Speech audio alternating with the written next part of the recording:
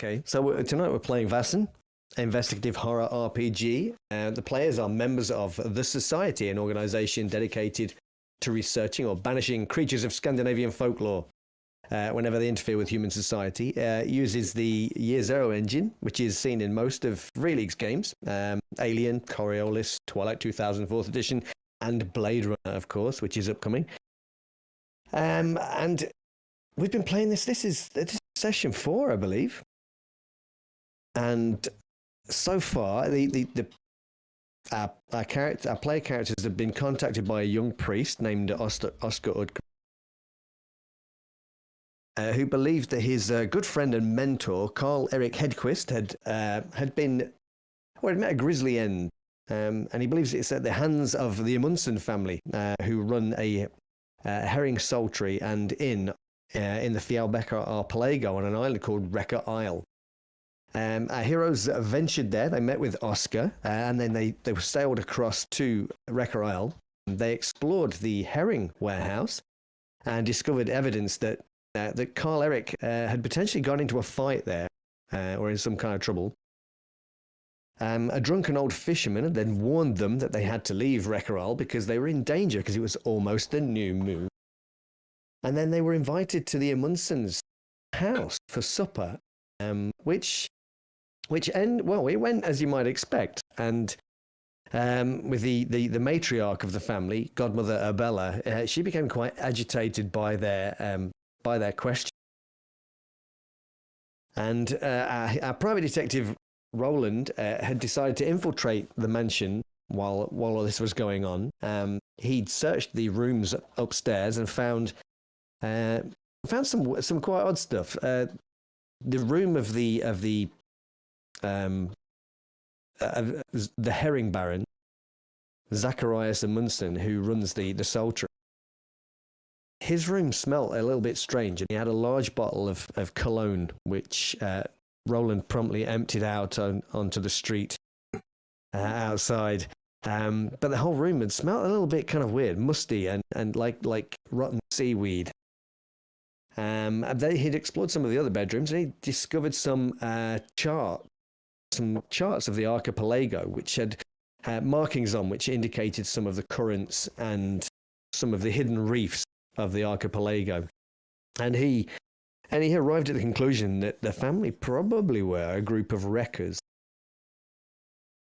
Then that night, Valdis, our hunter, played by Tony, she experienced quite a vivid nightmare that she was trapped under the sea. And when she woke up, she vomited seawater all over the floor of the room. And the following morning, Elsa and Vlad, I was waiting for it, experienced some strange hallucinations. Blood, the bee silent. Thank you. Sorry, I was on mute before. But they had these very bizarre hallucinations that involved, well, at least they think they were hallucinations, that involved some talking herring and some tiny white crabs spilling out of one of the fish on their plates onto the floor. The group have since decided that they're going to try and find the old drunken fisherman that had given them the warning. Asking around at the docks, they'd found that his name was Orvar and that he lives about an hour's sail away on a place called Graveyard Isle. I did forget to mention that Oscar, the priest who's with them, he'd caused a little bit of trouble the previous evening, and Vlad had to kind of talk the situation down after some sailors had been trying to touch up the waitress at the inn, Justina, who it appears that Oscar has some feelings for, it would appear. And as they're about to set off to sail across the Graveyard Isle, Oscar had decided that he was going to get off the boat, and that he was because he felt that he couldn't leave Justina there in this den of iniquity. And Vlad had tried to persuade him to come with them, but had been unsuccessful. And Captain Bergstrom, the captain of the ship that's going to sell them to Graveyard Island, has just informed them that he's about to cast off. And I think that's where we left it. Does that sound about right? So that is where we're going to begin tonight's little adventure. So you're sitting in the cabin of the boat, the Anna. So, folks, did you want to? Now we did have this discussion earlier. You weren't sure whether you were going to try and stop Oscar or not. So let's start there. What's the plan?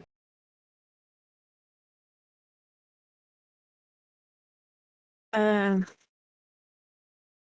don't think we've got much plan. I think the last thing we were talking about is whether we'd been paid yet. That was it. Yeah, you were wondering if you'd been paid and whether or not you could afford to allow Oscar to get into any trouble. Well, I think the decision has to be made rather quickly, as he is like skedaddling off, and we have many things we wanted to do with our time. The question is, have we just been very lucky being able to control Oscar by, convincing him to play along with us? And at this point, we are not so lucky, which means that the next step would be to actually physically contain him and bring him on the boat, because I am not under the impression that he's going to want to come voluntarily at all or be able to be convinced to come back onto the boat. So I think it's 6 of one, half a dozen of the other. Either he gets in trouble here and we don't get paid, or we physically kidnap him and he gets mad at us and then he doesn't pay us. But at least Oscar will be alive. Is it still early in the morning? It is, yeah. Okay. Yeah. Oh, and tonight is the night of the new moon we discovered as well, wasn't it? Yeah. Which you have been warned about. Well, it's an hour to Graveyard Isle. So say we go there for an hour, we talk to this fisherman for an hour, and then we come back. How much trouble could Oscar get in 3 hours on an island with the, drunken sailors, fishermen? In theory, they're not drunk yet, but it didn't take him that long to get in trouble yesterday. Plus, it's still morning, so I'm assuming that most of the fishermen will be attending their duties and not necessarily being concerned about a mad priest. Well, I think we didn't see.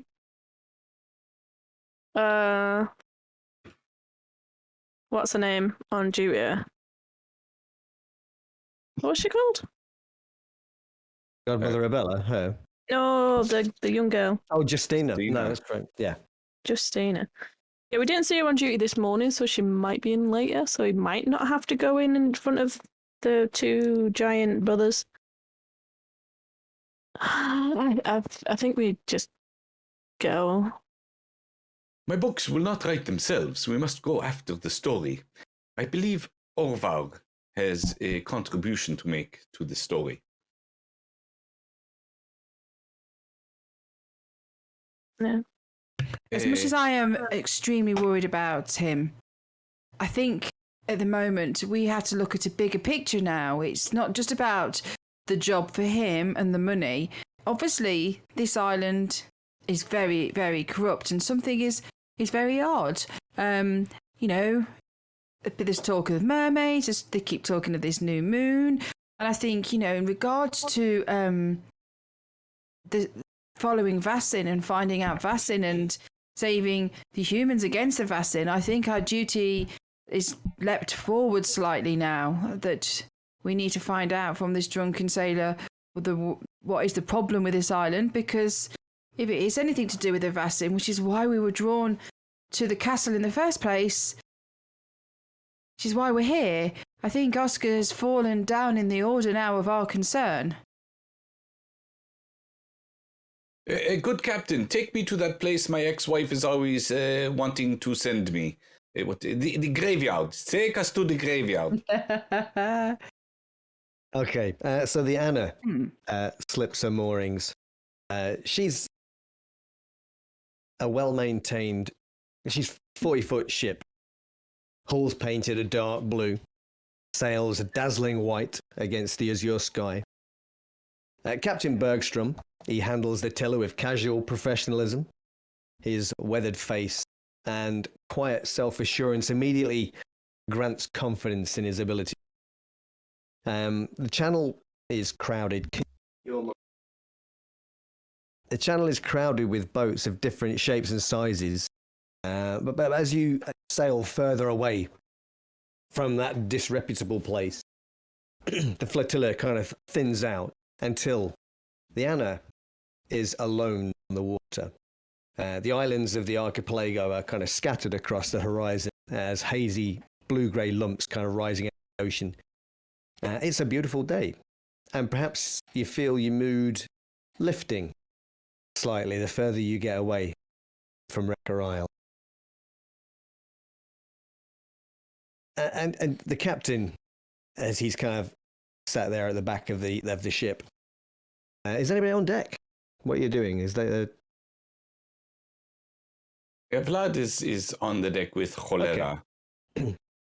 So yeah, he kind of you sail along for 15 minutes or so, and he doesn't say anything at all until you're kind of alone out on this water, and he looks at you. He kind of says, "It's got a fearsome reputation, this graveyard isle."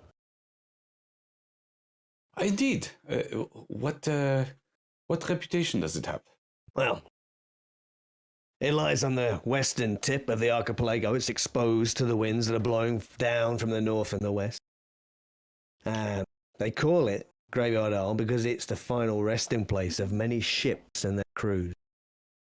But fear not, we've got good charts. We'll approach from the leeward side of the island, so that should protect us from the worst that the sea might throw at. I see you're handling the ship alone. Is there anything we can do to help ensure a safer passage through these treacherous waters? No, I'm used to sailing alone. You'll probably just get in the way. No offense. None taken. I shall write a book about that.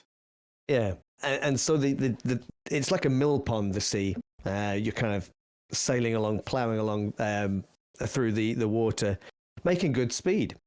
And the swell increases slightly as you get out into deeper water, and the boat's kind of gently swaying to and fro. It's all very, very pleasant. And Vlad, could you make a vigilance test? Yes.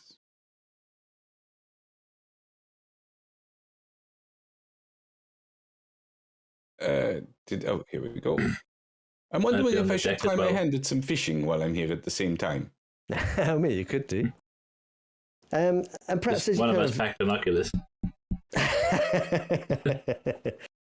Yeah, you kind of, perhaps Bergstrom, he kind of gestures to maybe there's a fishing rod there or something you can, he kind of asks if you know how to use it. I'm sure Vlad's written a book about fishing.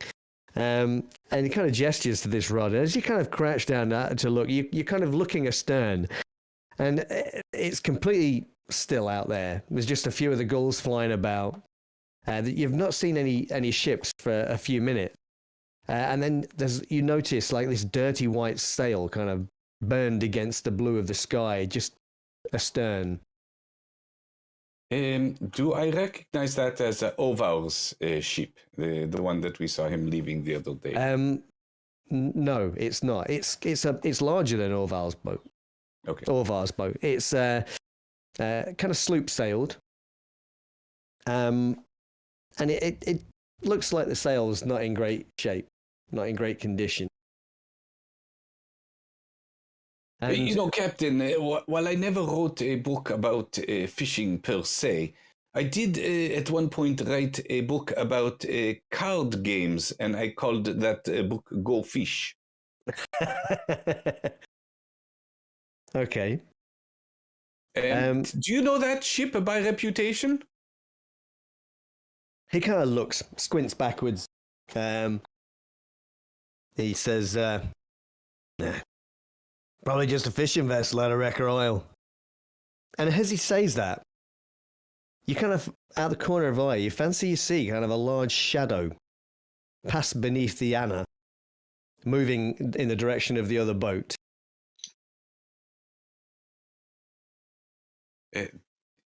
Captain, you do not find it odd that there would be a ship fishing in this area that is quite dangerous, where there is bountiful fish in other places? He kind of smiles. He's obviously seen the movement too. He kind of looks at you. He says, nah, they're probably just hoping that our passage through these waters will drive the herring toward them and into their nets. Don't you worry.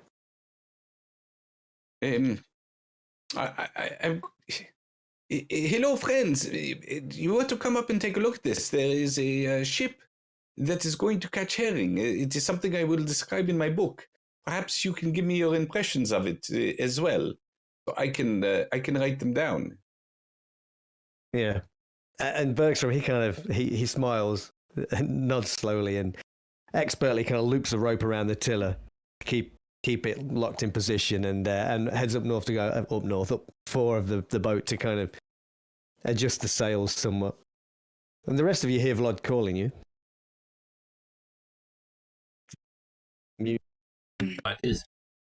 I was just down underneath, sorting out the bags and checking everyone's okay, and just messing about. So I decide to go on up on the side when I hear him.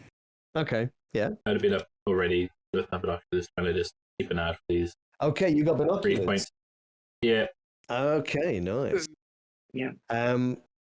So you grab your binoculars, Roland, looking back towards this ship, and there are a couple of familiar-looking figures on it. Quite big gentlemen. Drunken sailor. I'm seeing double. The two brothers, the boys. It looks like it might be. Oh, what? Oh. Like the Amundsons are coming to pay us a visit. Oh. Amundsen or Amundsen? Amundsen, yeah. Amundsen, yeah. Then at least the Reverend will be safe. Well, that's one way of looking at it, I suppose. Is there any sign of Paul there? If you're asking Roland that, Yes. you don't see anybody except Pete and Pace. I grab Roland's arm and go, do you think they're going to attack us? Because they were rather miffed with us.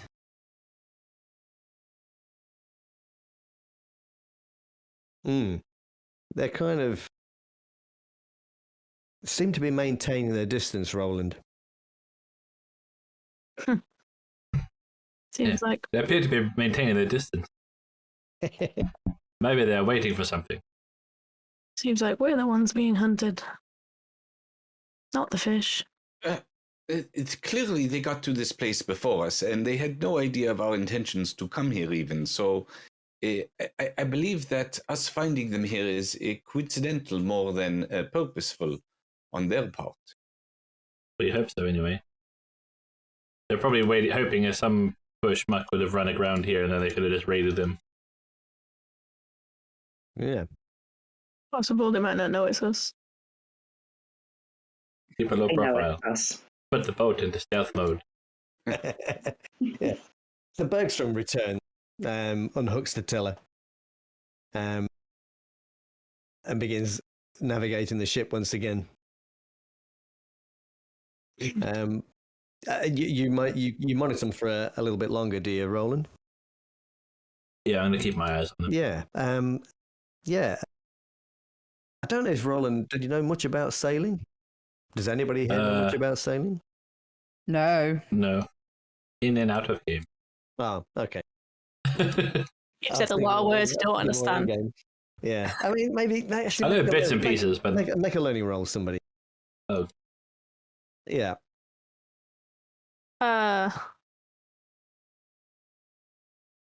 Yeah. Nice. Roland's on a roll.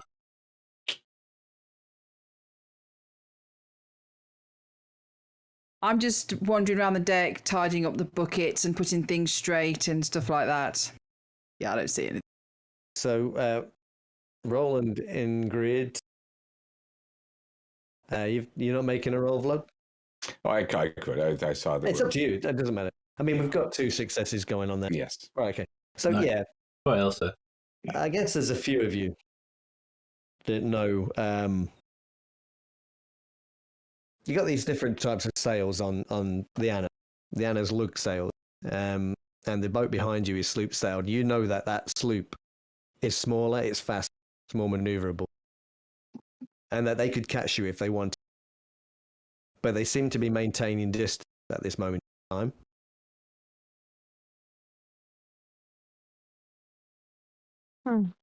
They know it's us. They're waiting to see what we do. What time is it? It's probably maybe at 10 a.m. around that time. I don't know about you, but I am getting the impression that Oscar is safer where he is than if he would be with us at this point. All right, if they're gonna stay where they are, I want to keep an eye on the water, like immediately around the boat. Okay, yeah, you surely do that. And in case it's like a distraction, or they're waiting for someone to sneak on the boat and right, yeah, a ruckus. Okay, yeah, that's cool. Also, mermaids. I don't know what you mean. Perhaps it would be. I have a bad feeling about it. At this point, if I were to set up my camera on the ship, and we should all take a picture with that ship in the background as well. It might be nice, a nice memory for us to have together. Be your final memory. Yeah. I mean, if you want to start setting up your camera, Vlad, that's absolutely fine. You've got time. Your boat sails onward, and you eventually, Bergstrom kind of points out this one of the larger islands, kind of points it out to you. There it is, Graveyard Isle, dead ahead. And yeah, boat still maintains. maintains Any structures on it? From this distance, probably not. Probably not at this. But I mean, with Roland's binoculars, if Roland looks through his binoculars, yeah, you'll see this kind of shack down by the water's edge, on the southern tip of the island. But it can't see any movement around there or anything like that. He's probably sleeping it off. Yeah, I mean, possibly.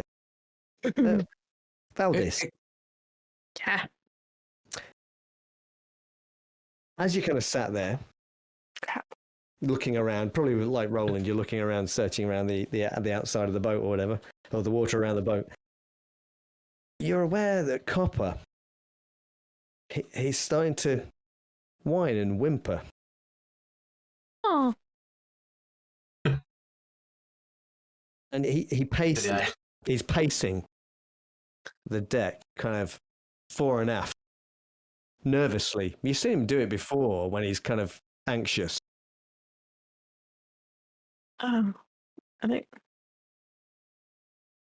something's going on. Yeah. Perhaps he needs to go for a constitutional. Captain, can you take us close by to that shack over there? It seems the dog needs to be relieved. No, he's anxious. He's normally very calm. He's a very good trained dog. I don't know. Must be something even he doesn't like. Observation rolls. I don't know if it's observation or vigilance, I'm not sure. Look at all those dice. There's a lot of die. I got 1 success. Oh god. Yeah. Nice. Yeah. So your eyes are drawn upward, and a single white cloud, almost directly above the boat. It suddenly billows outward. It's almost as if the sky were a pond and a stone had just been dropped into the center of it. And you kind of see this cloud kind of rolling out in all directions. Wow. You feel That's our cue to move. the swell increases and the gentle sea breeze like suddenly intensifies. And Bergstrom, he kind of looks up and you see a slightly puzzled expression on his face. The Anna begins to pitch downward and then back up at increasingly alarming angles. Let's get moving. Enough sightseeing for everybody. We need to get away from whatever this is. And then Let the us clouds not kind give further justification to the name of these isles. and the But clouds the giant rocky wavy isle. rolls over the sun, sending the sky an angry dark grey. And the wind gets unpleasantly cold. And Bergstrom says, better get below. You mean to the remaining people who were above? I had already gone below at the beginning of these signs. Okay, I what do you... already assemble my camera equipment and bring it down. Okay, what about the rest of you? All right, let's go down below, batten down the hatches. Okay. I might be like slightly, oh my god, and panicky, and Yeah. but as I'm going down there, I'm going, witchcraft, Vaesen, there's got to be something at work here. Everybody, take note of all of what we see around us. We need to record this. Really? I thought it was a perfectly natural, suddenly appearing cloud. Yes, Vlad thinks so as well, as you see him putting on a life jacket and tying it. As we're going down, can we still see the other boat? Oh, so you're Might going to be a head down. porthole or Okay. something. Yeah. So you as you're about to descend, you kind of look across astern to where the other boat was. And you can see this massive, this roiling grey, darkening cloud, lightning flashing through it periodically. But it only extends so far. And beyond that, you can just make out this white sail still in the sunlight. Oh god. And the waves start to get bigger. The swell rises. The boat begins rocking more violently. Why is the the boat swell- not moving? And they went, no, it is moving. It is moving. And the swell in the wind, it becomes fiercer and fiercer. And Anna is kind of tossed around like a toy. And the waves begin to crash onto the deck. Water starts trickling down the cabin steps as you're kind of sat there. And then crockery and pans start to fall off of the shelves with as the boat rocks from side to side, Oh crashing my! and ringing onto the Oh floor my of the gosh. cabin. And the first flashes of lightning flicker across the sky above the step. You see Hilera swimming around outside in the darkness. You're like, "Whoop, I knew we forgot something." Yeah, did you bring the dogs down with you? Yeah. Yes, I am a Cholera's personal flotation device.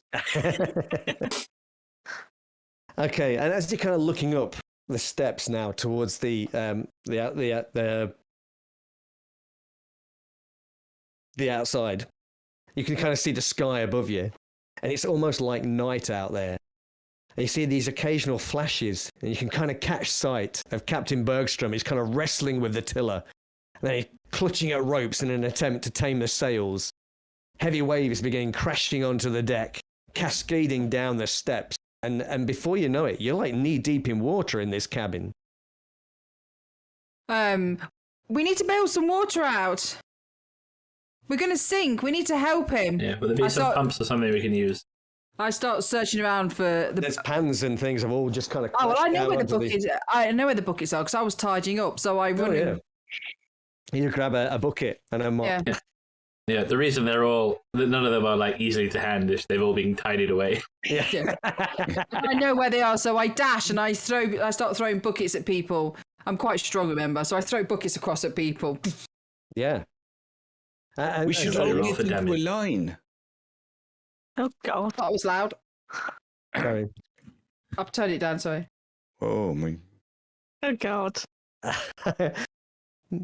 Yeah, so lightning is flashing across the sky. You catch these glimpses of the captain as he's wrestling to control the ship and keep it on course. Are you staying down? Or are you just trying to bail out the ship? So you're going to have to go up to try and... Yeah. We're gonna be- And then as we go on, I'm going to sort of shout. Dude, can we help? Let us help you. Okay, I mean, the noise is horrendous by this point. It's like you're in a hurricane. You make your kind of way up onto the deck, and as you do so, a huge wave kind of crashes down onto it. Water comes cascading down towards you. Do you want to make a force roll to see if you can hold onto the rail? Oh, crap. Yeah. How do I do a force? The physique. there it is. skill. Oh, I'm good at this. Cholera, stay close to Vlad. Oh wow, that's a lot. Not that good. Oh. And you kind of swept back down. You kind of crashed down painfully as this wave kind of sweeps you back down into the cabin. What are the rest of you doing? You're now probably knee deep in water. I will encourage everybody to get into a line and then start passing the bucket up and down empty. Yeah, just even if it's just like just throw it out the hole like to a side. Okay, who's going up top? Oh, Ow. we'll go up on top. Yeah. I'm just I doing got the physique and buckets. logic, not empathy. Okay. Who's going top? Anybody? No. Nobody? Fine, I'll do I it. think I want to go and help the captain. Okay. So you're going to try and climb the stairs. Yeah, the boat is booking wildly now. You manage to kind of get your way to the top. You kind of poke your head out at the top of the stairs, and there's lightning flashing all around you. The sea is leaping around, these foam-tipped waves crashing down and smashing into the boat, washing over the deck. There's a flash of lightning. It's almost pitch black. A flash of lightning. You see the captain. He's kind of standing there. He's wrestling with the tiller. He's really trying to drag the tiller around. And then it goes dark again. You're left with these kind of motes of light kind of floating around in your eyes. And then another sudden flash, and you realize you're alone on the deck. Oh shit. I mean, oh no. Just close the hatch and call it a day. Can you make a force roll for me, please? As a wave comes smashing down, Oh sweeping the... Oh. Okay, the boat kind of almost, it drops below you, and you're kind of thrown off your feet just for a moment as it kind of, you're almost hanging in midair as the boat drops down, and then you come down to meet it as it kicks back up in this wave. You scrabble and grab a hold of the gunwale as it kind of, you're almost swept over off the deck. What's everybody else doing? Should we just close the hatch and just make do with the amount of water that's running the boat currently? Yeah. Yeah. Valdez, I don't know, what does Valdez. the captain say he needs us to do? I mean, can we Valdez even is the hear? captain now. Yeah. There's a loud crack, like the sound of a gunshot. And it's suddenly drowned out by the thunder and the wind and the rain.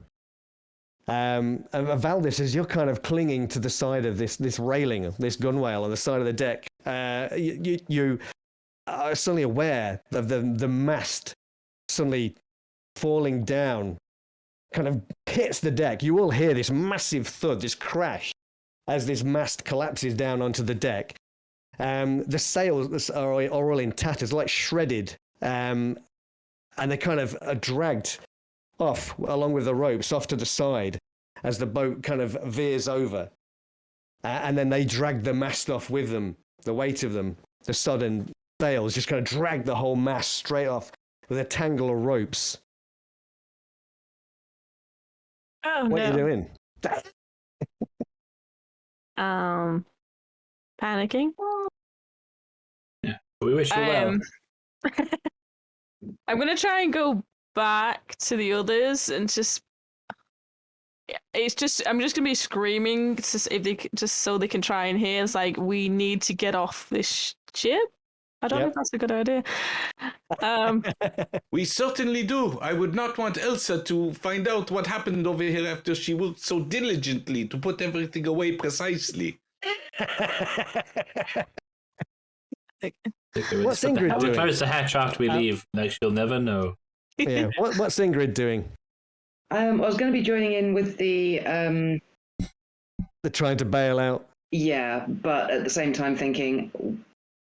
Yeah. Water in here. There's water out there.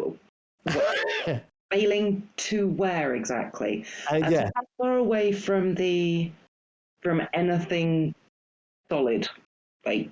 Oh yeah, you're quite. It's quite a distance. Quite a distance. I mean, in this seas to swim it. I mean, you probably kind of figure that if you stay where you are, there's a good chance you're going to go down with the ship.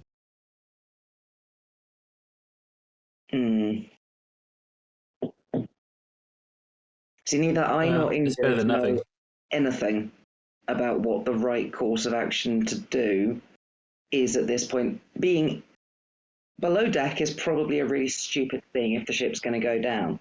Yeah. But if you're up on deck, you're going to get washed into the sea. Yeah. So either way, in the sea, you'll get washed you're going to be in the sea. Is there a lifeboat? There is not. Enough other life jackets? Well, that's a good question. I think if you wanted, you could find some flotation device of some kind. Not doing No. Yeah, you get some life preservers or whatever, and just we try and make it to the island.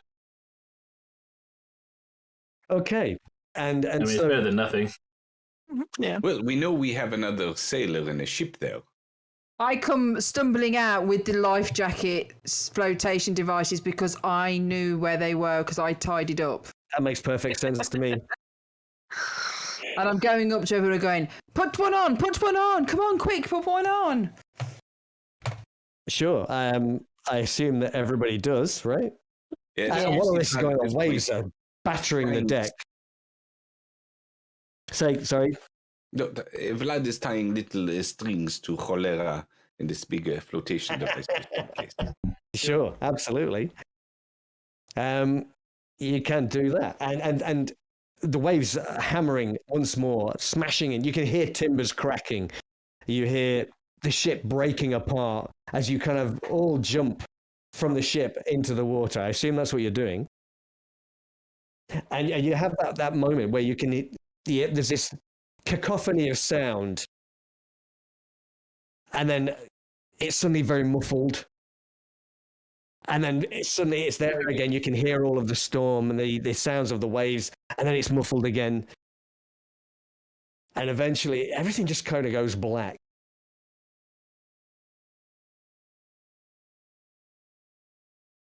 Oh, crap. I'm still tying everybody's thingies up. Well, And that almost was an as quick. anticlimactic ending to Vlad, but I did not expect much better. And almost as Someone turned the quickly as it lights started. But you kind of, when you open your eyes, you're not even sure how long it's been. But you're looking at clear blue skies. Graveyard Isle just sat there in front of you. The Anna is gone completely. There's like little bits of wreckage kind of floating around near you that you've probably grabbed onto. Crap. I frantically look around for other people. Are we actually on the island or are we in the sea? You're in the sea. And how far away from the island are we now? Yeah, it's going to be a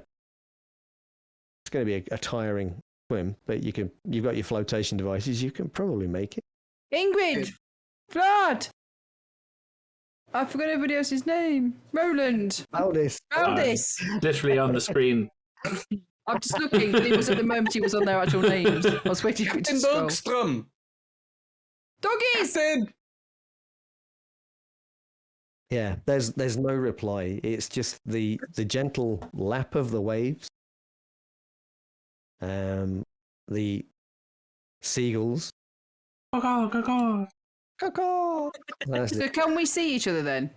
Yeah, you're kind of Right. not too far. You're separated by a few, tens of yards or whatever. And no captain, though. No, Bergstrom's no sign of it. Oh, no. Guess we'll start swimming. Okay. Yeah. Head for And- the Let's stick aisle. together.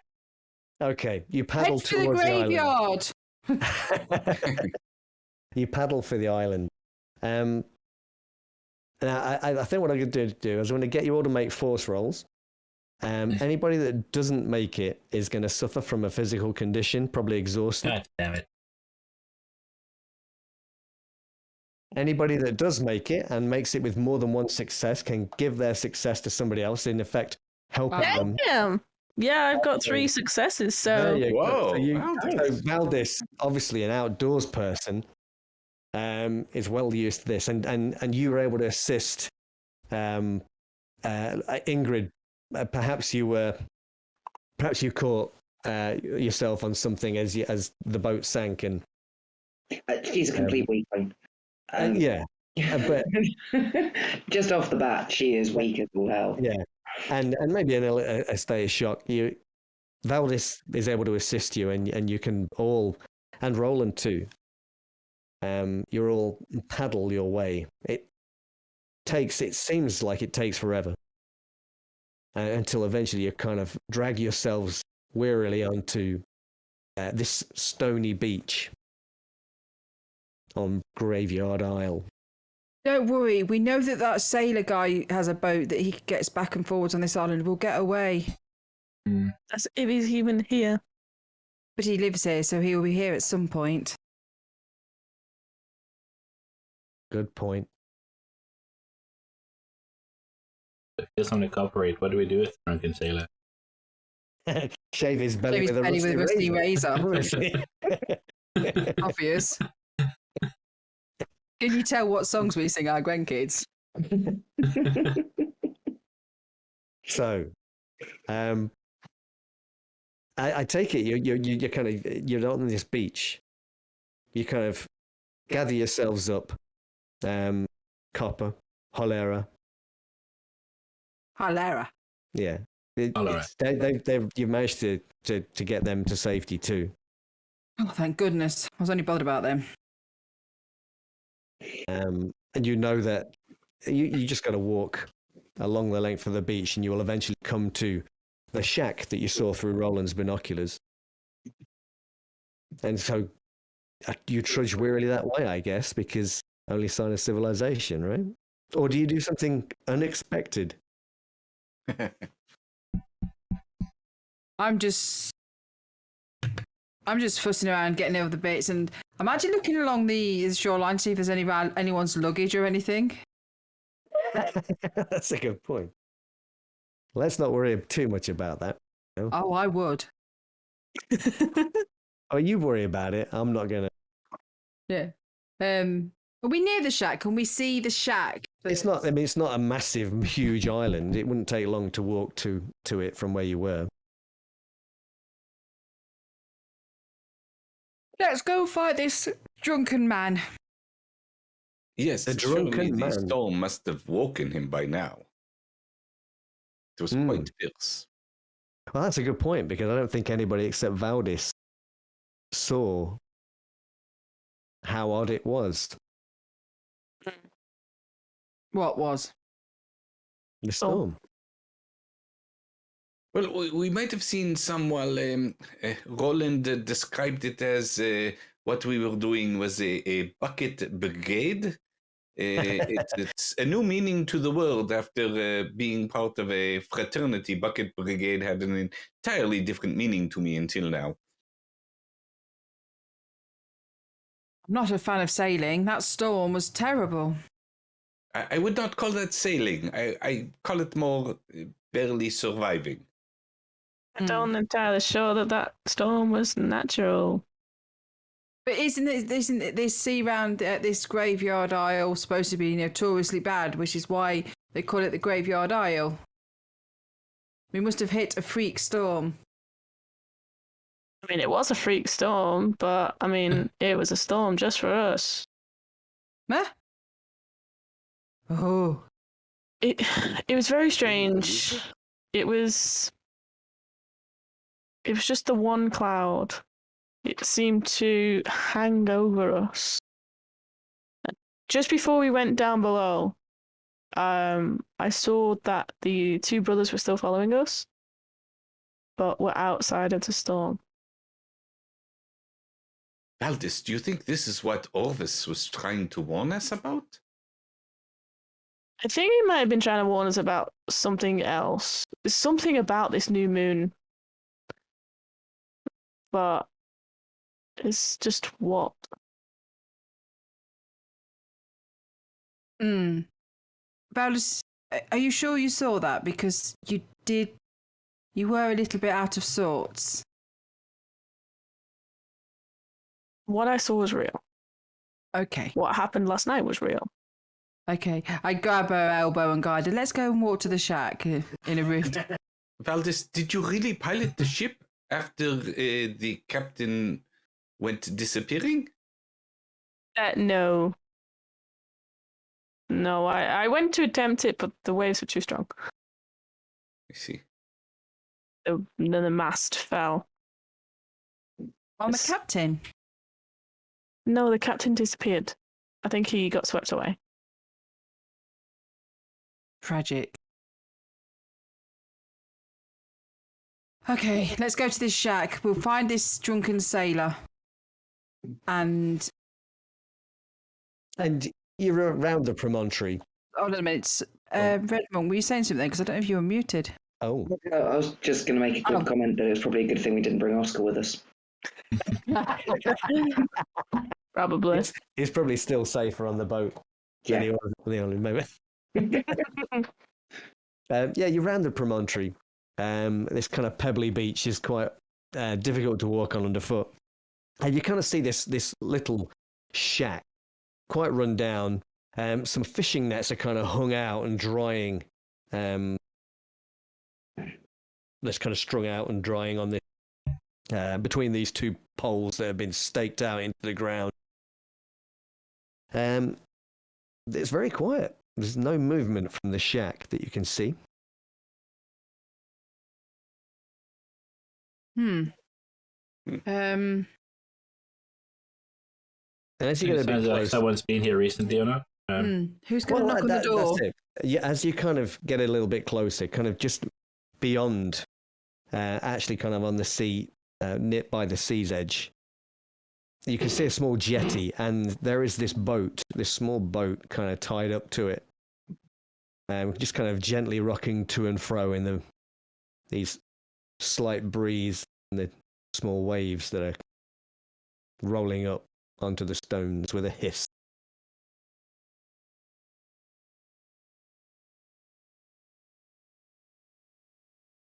You know, this reminds me of a book I wrote about survival in the outdoors. And I will open up my pouch, take out a book that's sopping wet and dripping down. Yeah. Put it back and go, well, in any case, the title of it was Jack and Jill Should Really Wear Hiking Boots.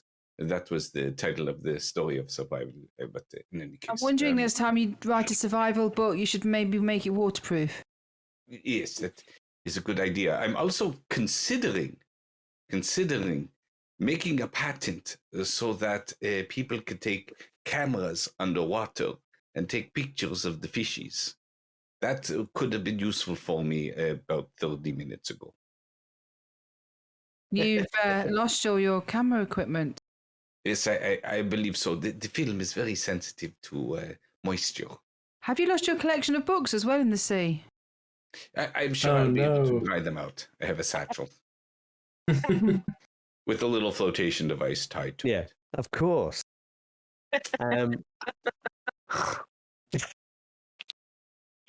Yeah, that's just like a massive, huge like bag, kind of washes up. I'm sure. At least he goes in and burns to keep warm at night. Yeah. I was wondering if I took my binoculars out, is there any sign of the other vessel? You scan the horizon, but there's no sign of any other boats or ships. The other ship seems to have gone or it's beyond the horizon, so we have to peace for now. Vlad will open up his satchel, take out another book, and say, I shall rename this one, my cooking and baking book, to Lemon Meringue and Other Salty Tarts. Okay. Why is your lemon meringue salty? It is a salty, because, well, now it is. Because it is full of salt water. Yeah, it makes perfect sense. You're standing in front of this hut. Yeah, I stand behind. I behind Ingrid and push. I stand behind Ingrid and push her forward and go, "You knock." You were just there.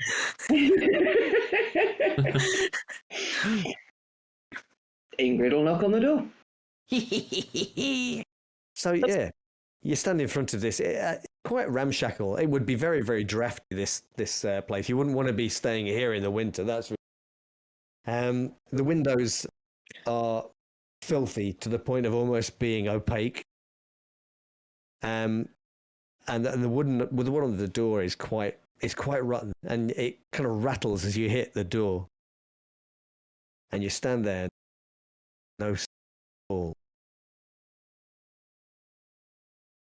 And I give her a nudge. Try opening it. Before she opens it. Yep. Orva? Is Orva in here? We need to talk with you. And if there's no response or sound of movement within like 10 seconds, she's opening the door. Okay. There isn't any sound. There's no sign of movement inside. You push the door open and it creaks on rusty hinges as you do that. Inside, it's quite dark. As I say, the window's almost opaque, so there's no real light getting into the interior at all. It smells pretty bad too. Smells of stale sweat, alcohol, vomit, and rotten seaweed and fish. Everything in between. Yick. There are some dirty pans that are kind of just left, kind of sat on top of a stove, which is currently out. There's no smoke coming out of the chimney either. I'm going to hold Elsa back and say, you do not need to clean this up here. It is not for you to do. I see her moving towards there, and so I'm just holding. Okay. And your eyes kind of adjust to the gloom, Ingrid. And perhaps you kind of see a form kind of laying on a rusty metal cot.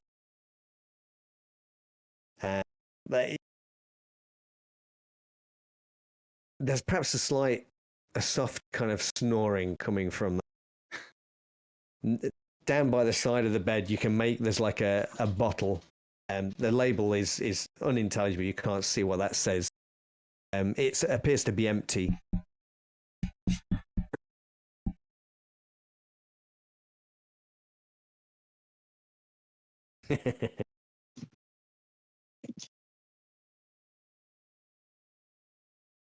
What do you want to do?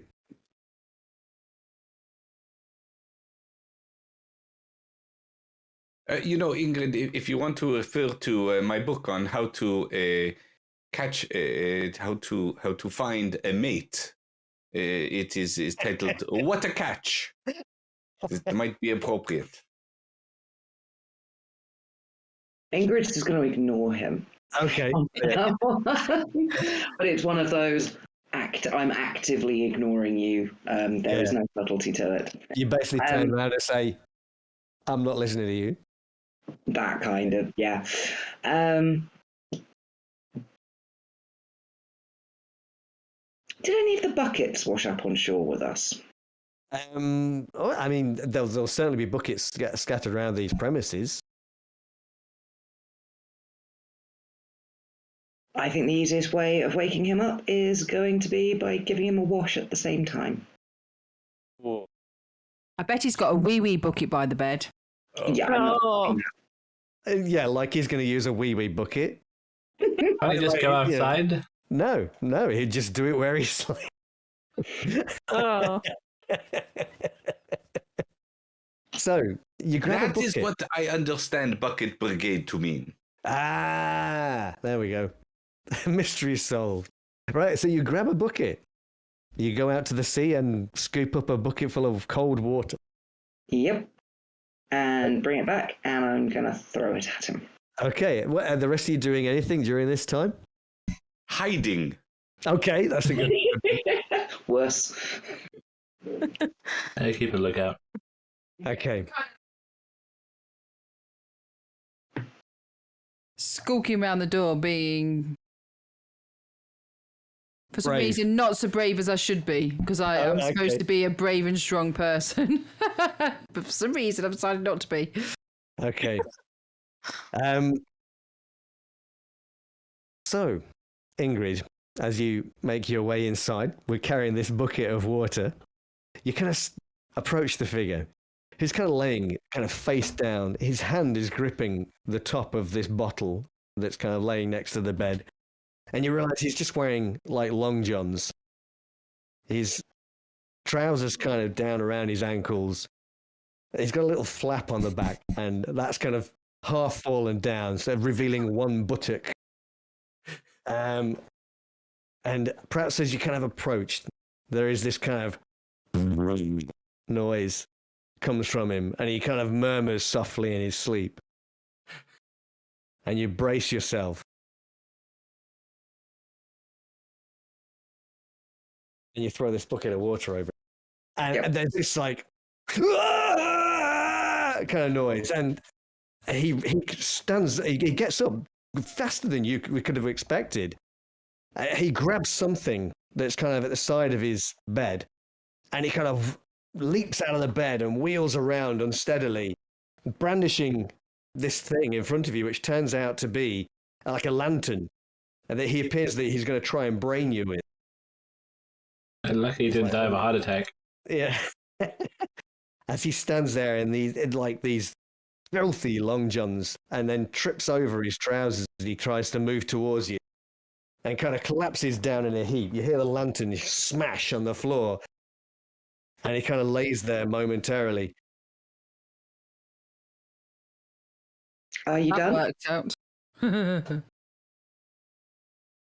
What do you want? Well, we came here to talk to you. However, Time for talking. Now it's time for fighting. we were worried that something had happened to you when you were not answering or acknowledging any other attempts at waking you. This was a last resort, I assure you. We tried everything else. He clambers to his feet a little bit and kind of kicks off his trousers, standing there in his long johns, his filthy long johns. He's quite a tall fella. He's got a long grey hair and these big, wiry whiskers that are kind of coming down like mutton chops on his face. And he kind of squints at you like he can't quite focus on you. You got a drink?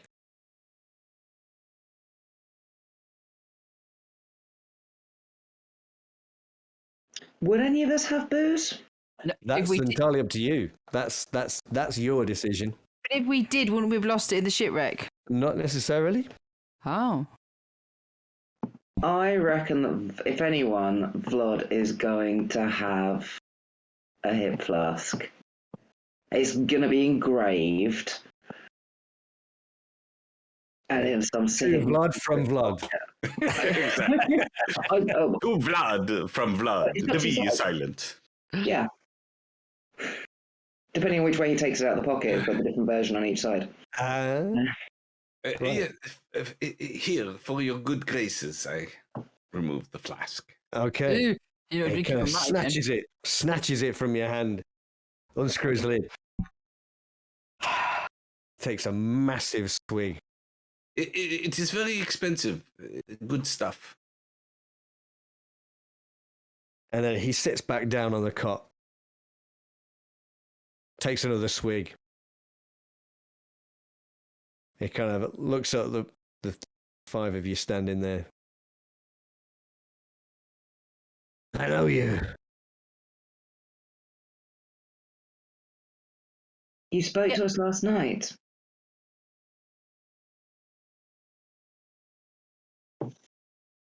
I don't remember.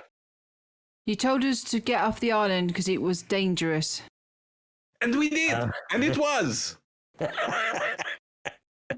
No, what happened to you? Why you all soaked through? What? Well, it seems getting off the island because the island was dangerous caused the boat we were on to be even more dangerous. We're now stranded on your island. You see, to write a book about mackerel, you have to swim like the mackerel. What is he talking about? We don't know. No one ever does. So, was it the waves get you? What was it? This island is gonna, well, more than its fair share of wrecks and bodies scattered around it. There is a frightful storm. Did you not hear it from your home, which looks less than soundproof to me? No, I didn't hear anything. Now, I'm sure if there had been a storm, I'd have heard it. It woke me up. Well, Sure. knocking on your door didn't, and shouting you didn't. Well, that's because it's early in the morning. What time is it Tickling now? your feet. It's didn't probably even 11, half 11. I'll say, it's hardly Midday. early in the morning. Midday. It's nearly lunchtime. You've missed most of the day. wake. So, Ova, what was it you were trying to warn us against? What day is it? The new moon is today, the thing you were telling us about. Some new moon, get off the island, it's dangerous. And lots of other drunken drivel you were talking about last night. So we've come here to find out why you were warning us. And now we've wrecked our boat, and now we're stranded, and... The new moon. Bad place to be around here. On a new moon. People disappear, you see. Never seen again. During the day, during the night, under what circumstances do they disappear? Just around the time of the new moon. It could be any time. There's folk. Sometimes they're staying at the inn. Sometimes fishermen. Just visitors to the island. Sometime before the new moon, they just disappear. Nobody ever hears from them again. If I get a sense that he might know more than he's willing to tell us at this point, I mean, he's only answering your questions. Right. Well, You know. we're fishing for. Hmm. Get it. Well, there must be a cause for this. I mean, the fishermen, they keep coming back month after month after month. Well, there's money They to are be not made. afraid. Money to be made, you see. Say the fishing. The fishing, well, it may be plenty right now, but it ain't always been so. See, some time back, the herring, well, they didn't come to the island for years. Terrible famine there was. And like many fishermen at the time, Benjamin and Abella Amundsen, they couldn't feed themselves or their boys. You met the Amundsens. With a very unpleasant family. Well, You we wanna be didn't careful of recall. Perhaps he was pleasant. Well, Ain't nobody seen Paul for about a month. Oh, so he would have disappeared on the new moon then? I suppose he would. Funnily enough, we did speak to somebody about... Did we speak to somebody about mermaids? Mermaids? What about them? Wasn't there something in the mermaid folklore that stated that people had to be sacrificed to them to ensure a good wield of the seas? Wield. What's the word? Yield. I think I remember who you're talking to. I believe the word you're not looking for is harvest. Fishermen, they throw things into the sea to appease the mermaid. Maybe grant them good fishing. That is true. Do you think that the Amunstons are doing something on the new moon to ensure their profitability? They're doing something, right? Every new moon, they sail out to a skerry, just west of this place. I don't know what they do there, but I sometimes see their lanterns on a clear night. You must take us there tonight.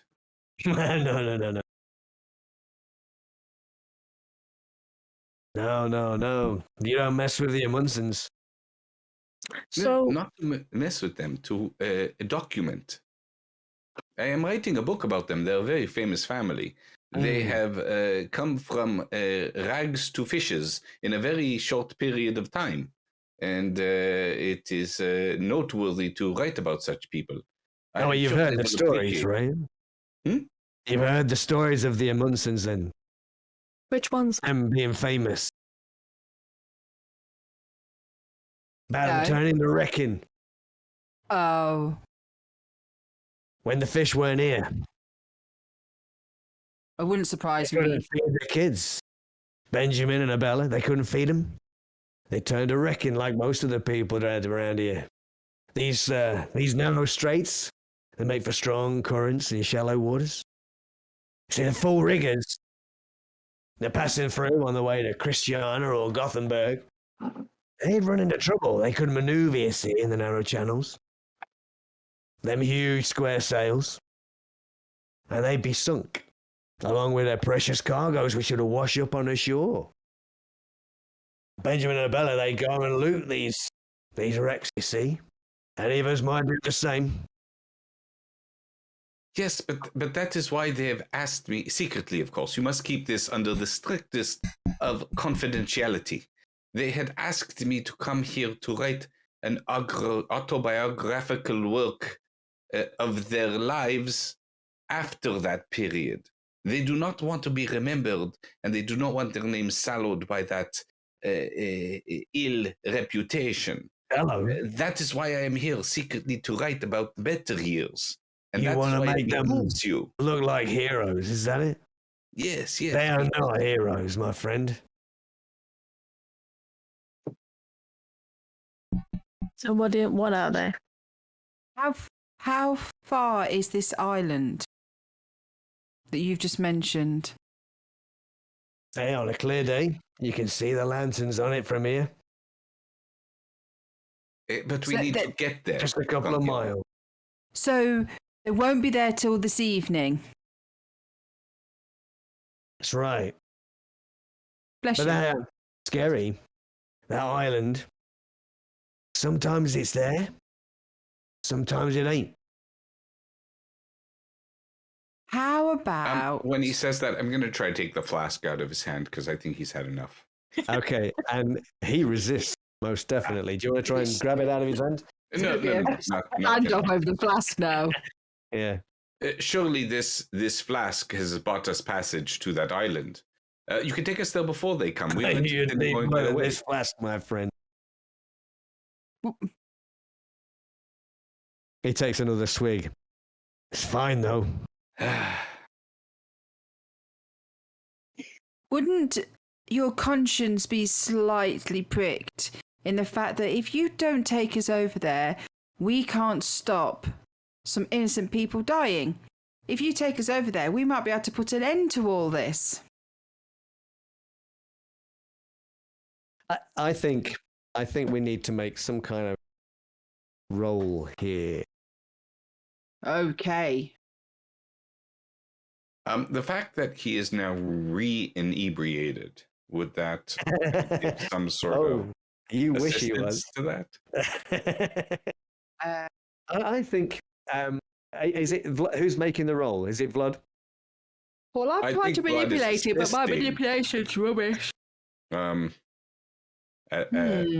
would either be assisting or having somebody assist me, I believe, but I think we're all really in this, Together. mode of trying to convince him. Oh, I pressed it. Yeah. Well, in that case, I think you've given him this drink, and Elsa's trying to convince him to do the right thing. How about giving yourself a bonus die? There's got to be a good bonus die because. Is anybody else helping, or is anybody else saying anything here, or are you just kind of watching? I can help, but my empathy is not my strong suit. No, but how are you helping? What's the? Fuck it up. Yeah. I think he might look. He's an investigator. He might look intimidating. I shall do bad cop, worst cop. Yeah. So, oh my god. Okay. Ingrid I'm gonna lash out at him now because my mental condition is coming back. Before you do that, when you said that the stuff in the flask is fine, yeah. Ingrid wants to, I was going to say, we can get you more. How about you can finish off what's in the flask, which is kind of like expecting Vlad to object. And there will be more of this available to you after you have helped. Okay. And for that, you would need to help us get to this island to the west, and then get back to Brecker Isle and maybe the mainland. I like it. So, yeah, that's great. I think that's cool. So you've got Vlad's trying to make the roll. Elsa is trying to persuade him to do the right thing, and of course Ingrid has offered him more alcohol, which is probably going to ace everything else. So let's make that roll again, but you're going to give yourself 2 bonus die. Okay, manipulation. Have you got a talent that you can use here as well? That would. Well, the talent would have been for information. It would be journalist. To charm or deceive somebody to gain information, which was the previous angle. Yeah, let's just go for manipulation. Manipulate. 2 bonus dice, though. All right.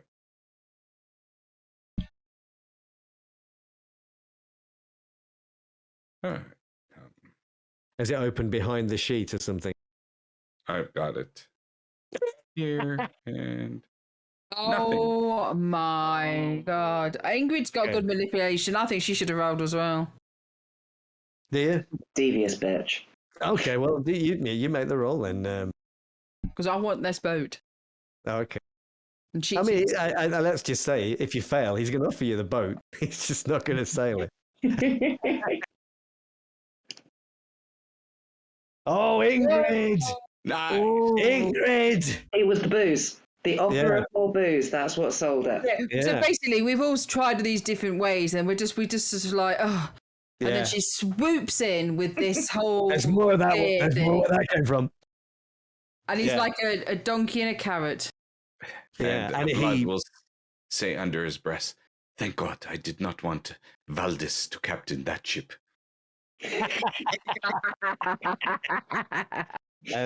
So he takes a long swig of the hip flask and screws the lid back on. Hands it back to you, Vlad. Now, Vlad is thinking one more thing. Does this man have about the same size and build as Peter and Pace? Because I'm thinking some disguise manipulation might be in order for tonight's new moon. He's not as broad. He's probably taller, but he's not as broad. He's quite long and lanky. And looking at Roland, does Roland seem as broad? Well, that depends. Is Roland a big fella? Lloyd? I guess probably more like tall and lanky, I guess. Yeah. So you might struggle. I mean, these guys, they're like kind of no neck, kind of big round face, massive broad shoulders, quite imposing. We must find a way to somehow bring Paul back tonight. Ooh. In a seance is what I am thinking.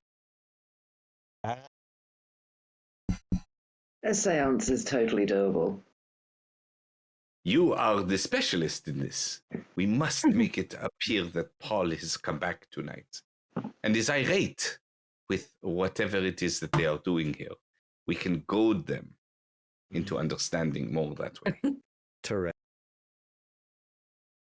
And you can pat myself down and say, I still have my crystal ball. Like secret pocket. Prison pocket. Maybe we gather enough seaweed and pad Roland's clothes with it. He could look the part. Well, I mean, who knows? That's a possibility, I guess. So is this chap going to take us to the island then? Yeah, he hands Vlad the flashback. He says, "All right, I'll take you." Where's your boat? We've lost ours. Well, you saw it. It was on a jetty outside. It's a lot smaller than. How many people will it hold? Oh, you all get in it. Yeah, you'll all get in it. So is that the plan? You want to sail out there tonight? Tonight? I thought we were going now. Yeah, you want to go like now? to prepare. Alrighty then. Oh, so you want to prepare? If of course the island is there at the time when we are trying to sail to it. We know that it is sometimes not there, apparently. I'm thinking if we go there now and then hide the boat and hide ourselves, when they arrive, we're already there and set up. Yes, we have to prepare something for Paul's reappearance. Yeah. So we need to go down to the beach and try and salvage anything that we can that we might be able to use. Okay. That sounds like a plan. Yeah. So before we execute this, let's take a little break.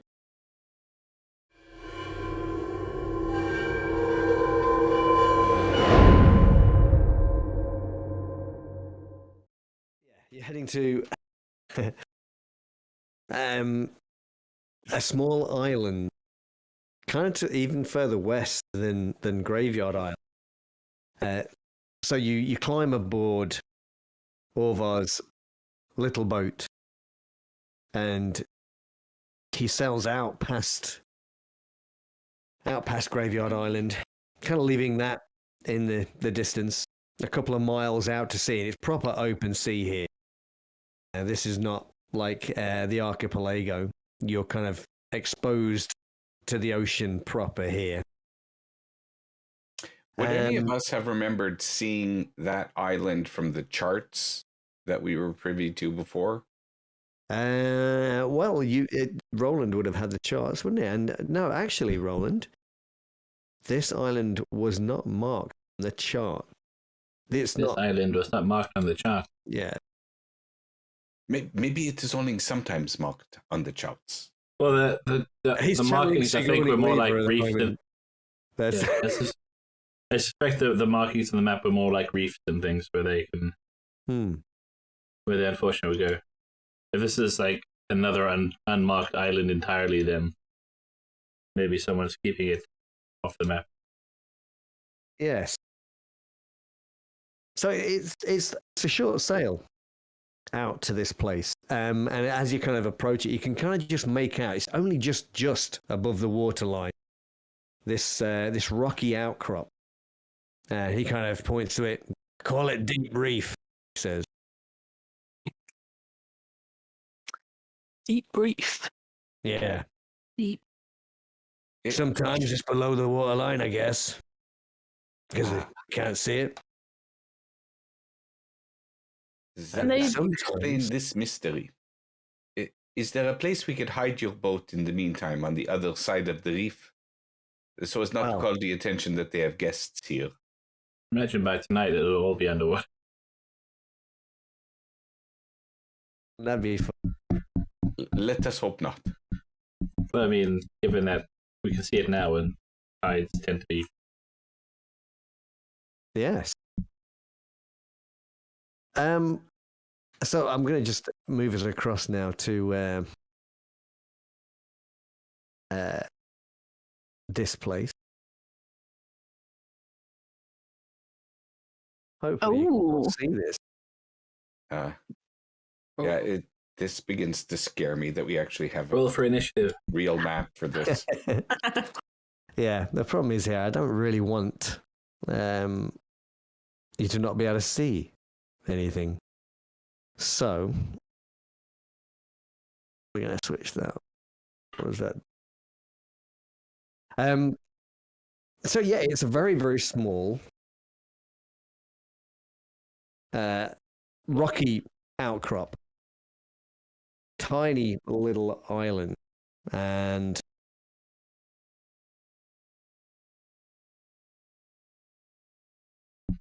you can see the whole thing, pretty much. It's slightly more raised in the middle.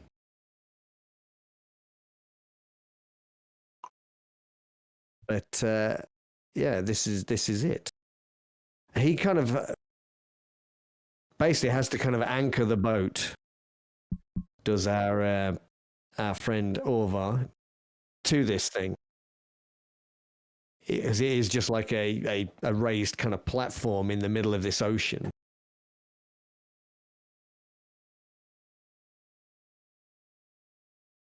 Ingrid, shall we search for signs of the occult?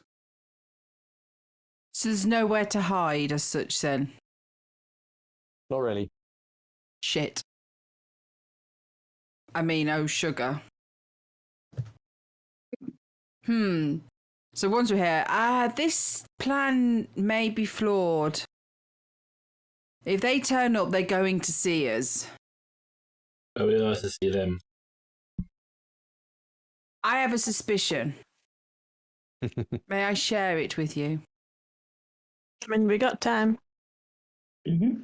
I think it's a bit of a shit decision we did here. I'd swear. I've got to swear.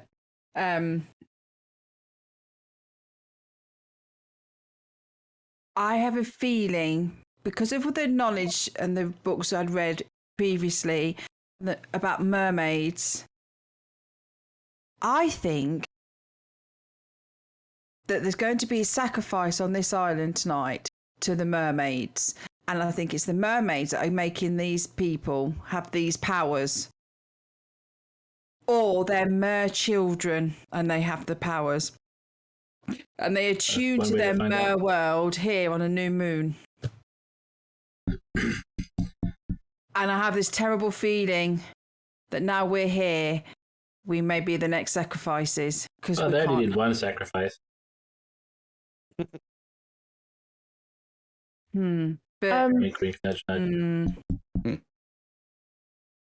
And we all know that writers are very useful for the world. They produce essential services and writings. So I should not be the one to be sacrificed tonight, obviously. Maybe we could use your book to make a bonfire. Heavens, no. They'll still be too soggy. Oh, yes. So yeah, the world's not that lucky. We should have a look here and just see if there's anything that's been left here from like the last time they saw lanterns and whatnot. But if it was left here, doesn't he go under the sea and out the sea? It'd have been washed away. It's just going to be a blank. I mean, we don't know if it's washed away or not. Looks quite rocky and crevicey. Yes, and I mean, if they are doing sacrifices or something, wouldn't there be signs of these circles? Ingrid, you are the expert on this. What should we be looking out for? Depends on how they're sacrificing them. Well, how do you usually sacrifice? I don't sacrifice. Oh, That kind of a cultist, thank you. Like emotionally sacrifices. Well, sorry. How does one usually sacrifice?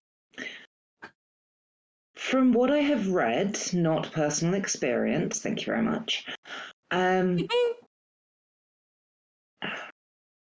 So it depends on how they're sacrificing it. If it is sort of Aztec style, laying somebody out and killing them, there'd be blood, there'd be somewhere for it to be done. If the sacrifice is, oi, mermaids, we got a body, push them into the water.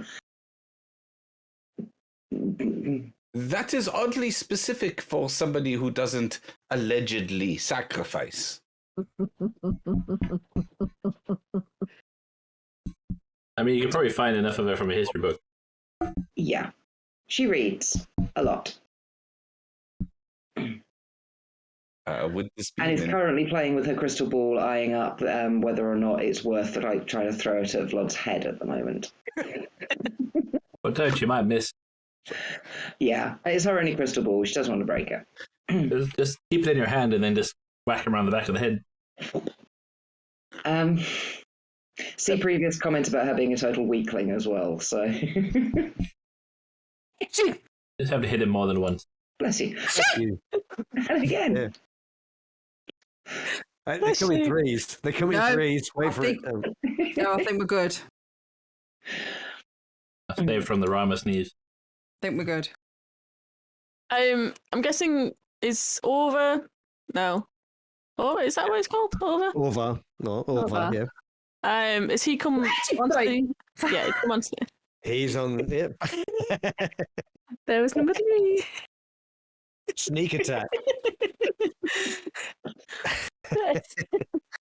I'm just gonna turn to him and ask. So, how often, like, when did it start that you started noticing the lanterns come to this island?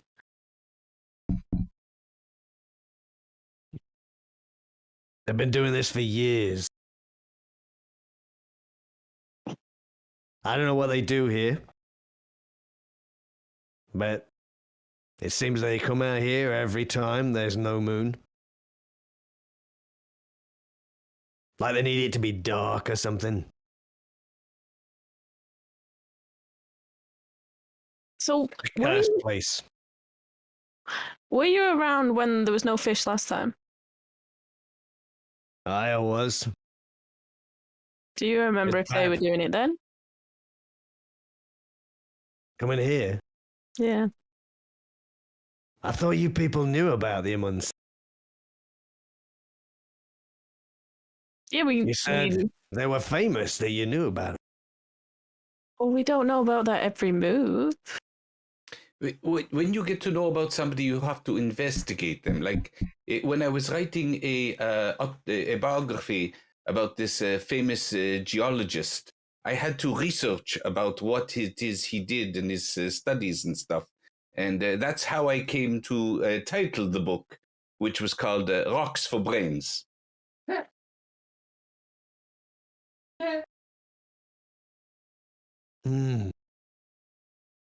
Now you see, the Amundsons, when there were no fish, they were wrecking. Apparently they were even killing people that were washing up on the shore, just so they could take from the wreckage. But they kept fishing too. And one day, they found something in their net. Like a boy Boy from the sea. Probably from one of the wreckages that they wrecked. One of the children of the sailors? Maybe. But our Benjamin, he wanted to throw the boy back. But Bella, she was having none of it. She wanted to take it home. And this boy from the sea, Bella named him Zacharias. And had him a God-given talent for fishing and sailing. And whenever they went a-wrecking with him, was always bountiful. Benjamin, though, he was a bitter and jealous old fella. He never cared for the boy, and he'd beat him often. Until the lad, he outgrew his pa and he hit him back. Hard. And Benjamin, well, he never got up again. The rest of the family, they didn't mourn his passing. Happy to be rid of him, they were. And so with the money they stole from the wrecked ship, they bought this decrepit old house on Wrecker Isle. It used to be used for train oil processing during the last Great Herring period, and well, they fixed her up and they opened an inn for the local fishermen and passing seafarers that came with the next herring rush. And a big success it was, selling more than 20,000 litres of liquor a year, so they say. And old Zacharias, he decided to dedicate himself to the herring industry and built the biggest saltery in the region. And the herring and the money, they just kept a-flowing from them days.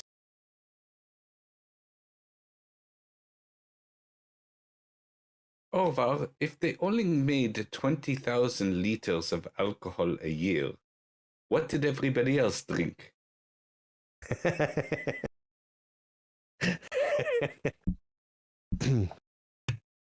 He doesn't laugh. That's me laughing. He doesn't laugh. He doesn't really get what you're saying. Remind me, is Zacharias the eldest of the brothers or the youngest? Oh, he was the eldest. The other one, yeah. And then Pete and Pace, they were probably 10, 15 years old when all that kicked off, when Zacharias arrived.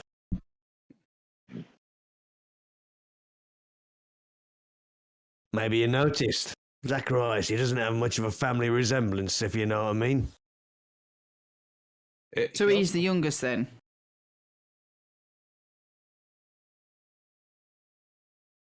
So it would seem. Yet the head of the family, and not a blood relative either.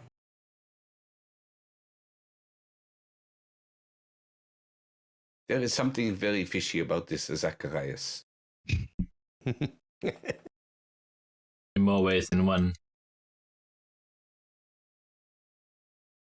Back to my theory when we got to this island. So if we assume that there will be sacrifices, perhaps we get back to the mother by making Paul come back from the dead and say, "Mommy, why did you sacrifice me? Was it worth it?" I'm starting to wonder if he was sacrificed. Or whether, from what others just said, whether Zacharias took a disliking. He went missing at a time of the new moon, which is when payment is supposed to be made for the great bounty of the sea. I think that was also the time that Carl went missing, was it not? It was. Yes. And the body that was found and attributed to Carl, nobody could actually identify it properly because time spent in the sea, and he tripped and shot himself in the head. But was the body broad? Do we know if it was because these people are broad? We don't know fully if Paul was broad, but I mean the body was in the sea for a while. It had been chomped on. Paul was the biggest of the brothers. Yeah. Probably the dumbest as well. Ah. Did none of the other brothers question did Paul question this newfound bounty? Was Question it. They embraced it. Up until Paul's disappearance, who was head of the family? Who was running the ship? Was it Zacharias? Zacharias was running the Saltery and Godmother Abella was running the inn.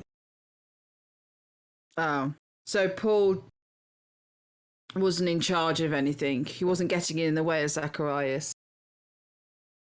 Oh, no. No, Zacharias, he's smart, see? Did you ever meet the Reverend Carl? Oh, I saw him. I'd seen him on the island. He was, trying to convert. Like he could convert any of those heathens over there. Did he know about the disappearances as well? Perhaps he was concerned. I never really spoke to him.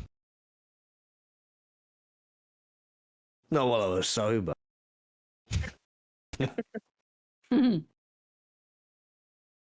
Oh, Do you But he think disappeared. we should apparently. investigate this island, look for places that we can use to either hide or just as in an advantage in case it comes to fisticuffs or blows? You can certainly do that if you want to look for somewhere. we have a bodyguard with us. We'll be fine. a bodyguard. Oh no, it's probably investigator. Yeah. He might be good with his fists though.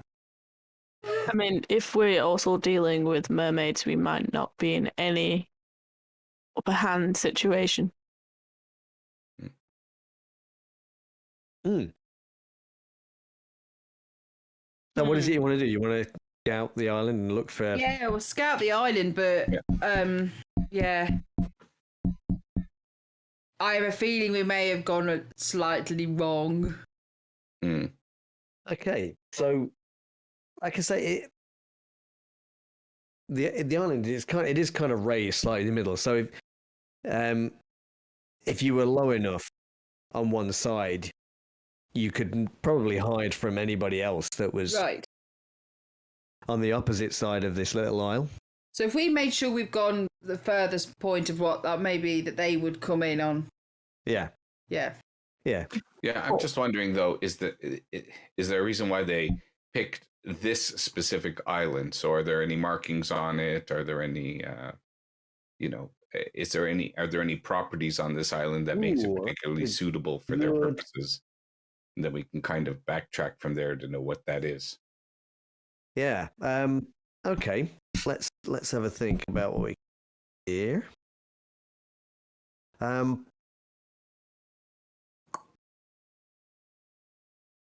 Let's have learning tests from people as you're kind of scouting around the island. Learning. Yeah. All right. Ingrid is going to use her crystal ball to help her, which means I can use observation to search for clues. Okay. And I get a bonus dice. Nice.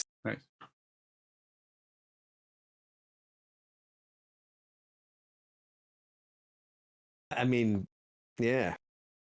Got a few successes going on there. Oh my god. That's abysmal.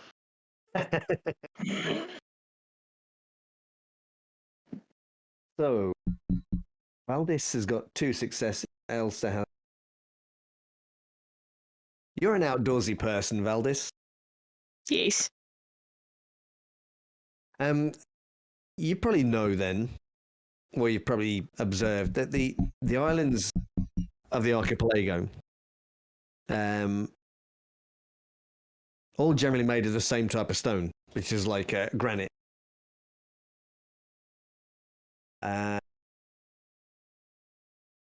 This island is not granite.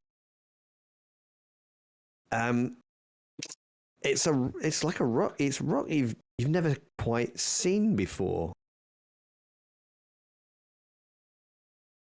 Mm.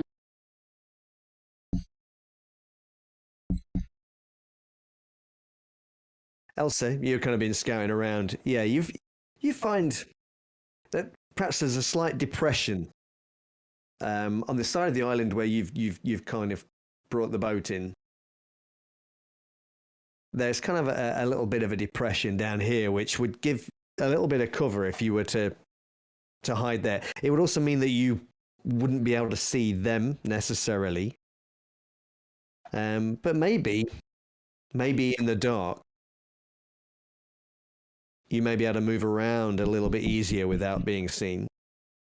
And you can use a depression perhaps during the day to keep low and out of sight. Yeah, as I'm walking around, I sort of say, this bit will give us cover here. So at least when they're landing, or we see them coming, we can hide in here. As long as they're coming from the other side. I mean, it's quite a deep depression, so you may be able to use it. I mean, you're going to have a chance to see them before, because you'll see their but particularly if you've got Roland's binoculars. Binoculars, yeah. Yeah, you've got a better chance of seeing them approach, and then have a better idea as to which side of the island you would be better off being on. And perhaps you might need to do something with Orvar's boat, if that's the case. Oh. What would we do with that? Well, why don't we hide it on this side of the island that is directly opposite the direction we think they're going to come in? Which is okay, but you know that they're going to roughly be coming from the west, because this is kind of out in the deep ocean away from to the west of the archipelago. So they'll always be coming from that direction. You just don't know where they're going to anchor. No, they're going to be coming from the east then, correct? Yeah. Okay. Yes. Okay. So yeah, we hide on the western side of the island. Yeah. So you kind of, the boat's kind of anchored on this kind of western side as well. So perhaps you already thought of this and thought if they're coming from the east, you're likely to hide on the west side of the island, and which is where Orvar's boat is currently hidden. So that's probably. I don't think there's much more we could do about hiding the boat, really. It's either that or you get Orvar to sail it away and come back later. No. No. No. They're not here at the minute. I don't trust his memory. Oh my god. Okay. Roland, shall we begin to prepare you to look like a Paul? And I said I take seaweed and kind of try to stuff it into your... Paul? Yes, you must practice your accent. You heard what the brothers sounded like. You must try to emulate that same voice, but in a moany way. Like, I am a very big, broad person. But you're not describing... I mean, it sounds like you already got it, so you might as well do it yourself. No, I am merely describing how I am a pretend. I mean, it's already better than what I can do, so thank you for volunteering. Mm-hmm. We will all appreciate your sacrifice. Well, we've already established that Vlad's not being sacrificed because he's an important. Oh, I'm going to fighter. kill him. It's fine. Yes. They would never, ever. They would sooner sacrifice, telephone sanitation engineers than sacrifice authors. While they're obviously discussing that, I'm just gonna make it known about the rock, and even ask Orvar. I was like, "Have you seen rock like this before? It doesn't seem like the rest of the isles." You kind of see him kind of standing there. He's just standing at the side of on the edge of the water, kind of looking, surveying the horizon. And he kind of looks around at you as if he's only just realised you're there. It's just rock, he says. Okay. Is that like, if there any stones or anything? I want to see, like, is it like, can I crush it? Is it crumbly or just try and chip some of it off? Ooh. Yeah, I kind of want to see what it is.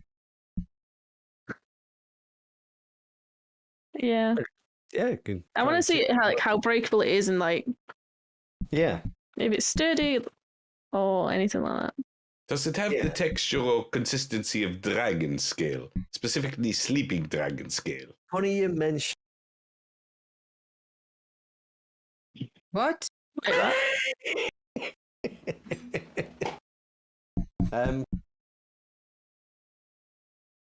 It's not crumbly. It's not weak like sandstone. It feels pretty solid. You try to chip some away, and it's a bit like it's kind of hard, like granite or flint or something. It's very, very difficult to kind of break. I mean, you could try and chip some off if you have a knife or something that you could use, and you might be able to break a bit. But as you hammer it away, the kind of sparks are flying, and you manage to break off just small little fragments of this thing. So it's very solid, very hard. Valdis, perhaps we are approaching this in an incorrect manner. We're talking about being here when there is a new moon in a bright area. Maybe there is some sort of reflective properties to this material that allow the moon to interact with it in significant ways. Maybe. But then they wouldn't need the lanterns, I suppose. But it's very strange rock. There's nothing else on there? There's nothing at all. No. I know it sounds bizarre. I'm thinking like there's nothing like chain like hooks in the stone. You know, like if they were doing a sacrifice. No, but you kind of did the search. You didn't find anything like that at all. The whole place is completely barren.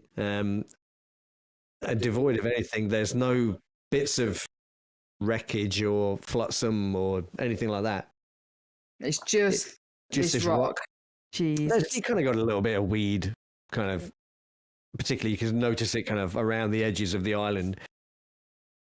Well, kind of floating in fronds of the various different seaweed, kind of stretching out away from it. If the island is sometimes submerged, one might say this is ideal for getting rid of evidence such as blood and sacrificing, meaning you would naturally never need to clean it. Yeah. The one thing, Roland, again, from those charts that you saw, if a body was to be disposed of here, is there a logical place where it might be recovered from? Now, this is outside of the archipelago. So you are at the mercy of the currents. And it's probably bad enough once you're inside the archipelago. But I mean, it could wash up pretty much anywhere. It may even across the sea. You find it anywhere, or it might actually wash into the islands themselves. You just don't know. It would be impossible to tell from here, I guess. Anybody doing anything else? I don't know what else. No? So the sun is getting lower on the horizon. Are you preparing yourselves for... As the sun dips lower and lower, you're kind of left with just like the red skies as the sun just winks out of sight over the horizon. And a few of the stars kind of come out. And you get a view of the sky that you wouldn't normally see, certainly not in Uppsala with all the lights that are there. You can see the Milky Way stretching out across the sky. Roland, with your binoculars, you spy a sail in the distance. very quickly. The same one as last time? Yes. Over. Here they come. I'll tell the rest of them. Yeah. I would like to know, Over, if Paul had a pet. Perhaps a dog or something. No, I don't think so.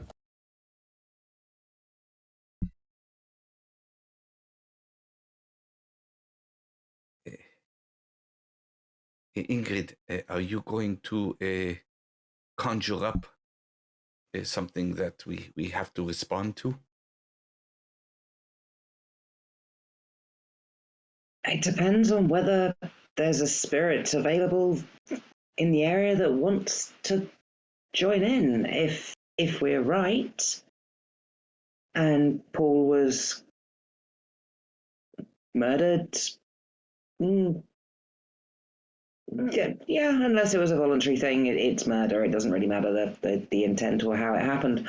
If they killed him and he isn't happy about it, and it was here, his spirit has a good chance of wanting to come back and wreak vengeance.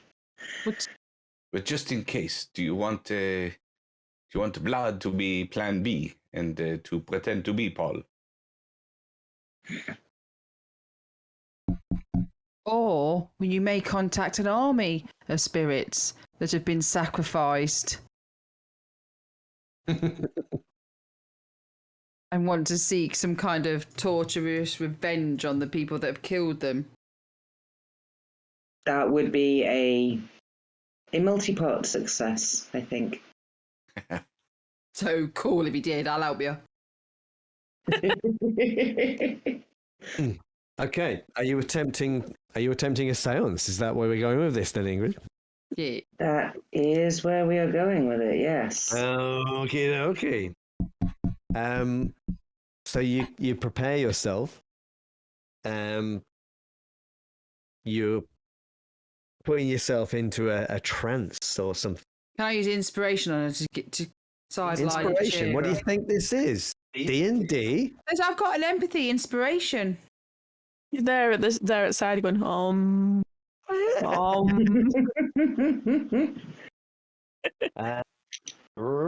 So, and we're going to attempt to contact the dead. Is that right? We are. What could go wrong? So,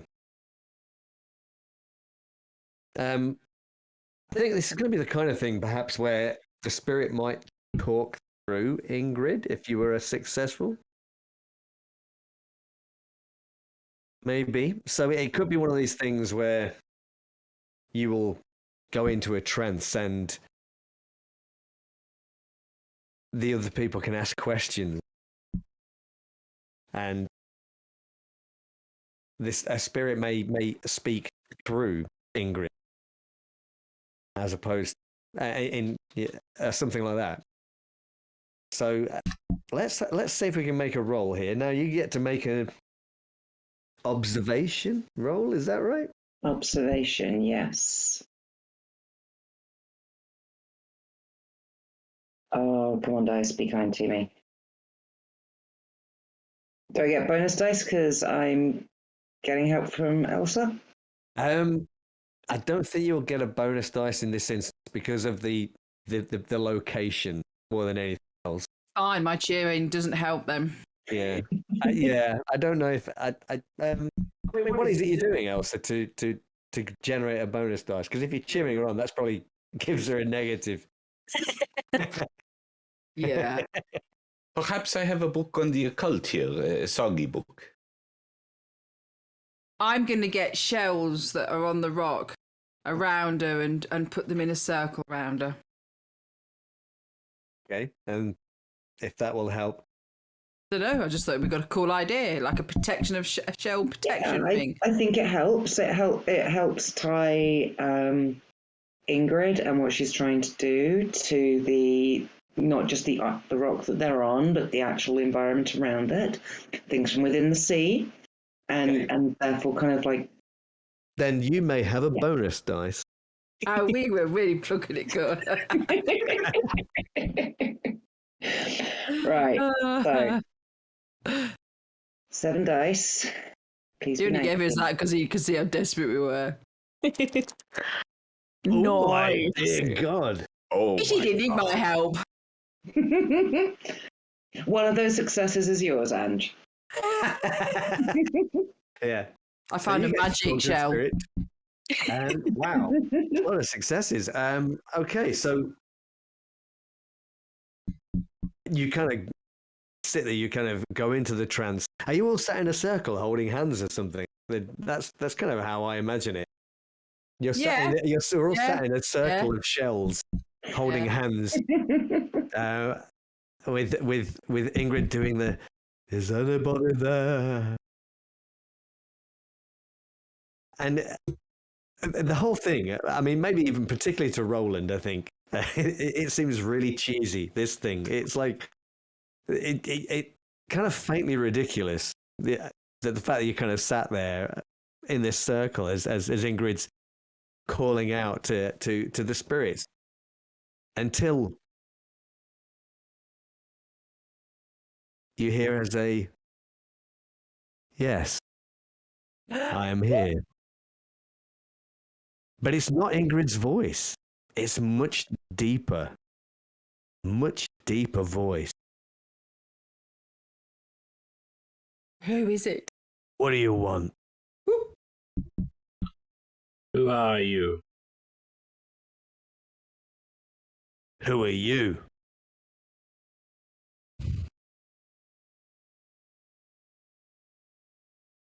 We are the ones who brought you back to see your family. Family? I don't see them. You will. They will be here presently. We had the pleasure of meeting them over dinner, Paul, but we have not had the pleasure of meeting you.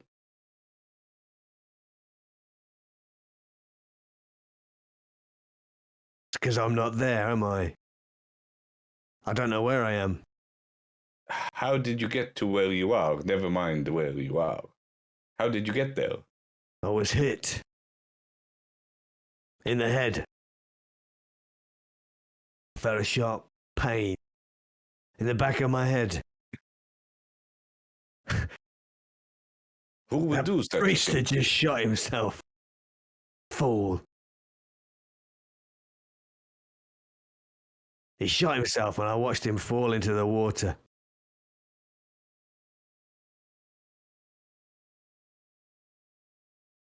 Why did he shoot himself? Because she came. He saw her and he was afraid. But they needed him, you see? They needed him. To kill herself rather than be sacrificed. That's right. So they That's funny. killed you? I don't know who killed me. Well, As I say, I was struck from behind. So obviously it was you, your family, that killed you because they needed a sacrifice. Well, no, they'd never have done that to me. Why would they kill me? Because they needed a sacrifice for whoever you came. Who came? Who's You she drew the talk short about? sword, kiddo. Maybe we should not be telling him these things. It will not help him with his rest. It is enough that we know it. Zacharias' mother, of course. Of course. Oh, the woman on the island. No, not the umbrella. Umbrella? Abella. No, Abella. would you like to speak to your mother, Abella, again? Is she there? I can't see her. Perhaps you would like to speak to Peter and Pace as well? Yes. They Yes, I should be would. arriving shortly, for it is the new moon. Do you see the new moon? She'll be here soon then. Are we in the right place to meet her? Oh, yeah. This is a place. Is this the place where you were stuck on the back of your head? You're kind of looking at Ingrid, and I mean, her facial expressions are kind of mirroring what it seems to be coming, what this guy seems to be saying. And there's like kind of confusion and puzzlement kind of flashes across her features at a point.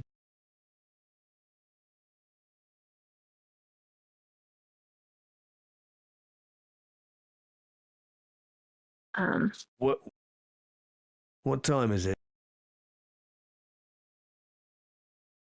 It's getting late. We're looking It's up dark. to the sky.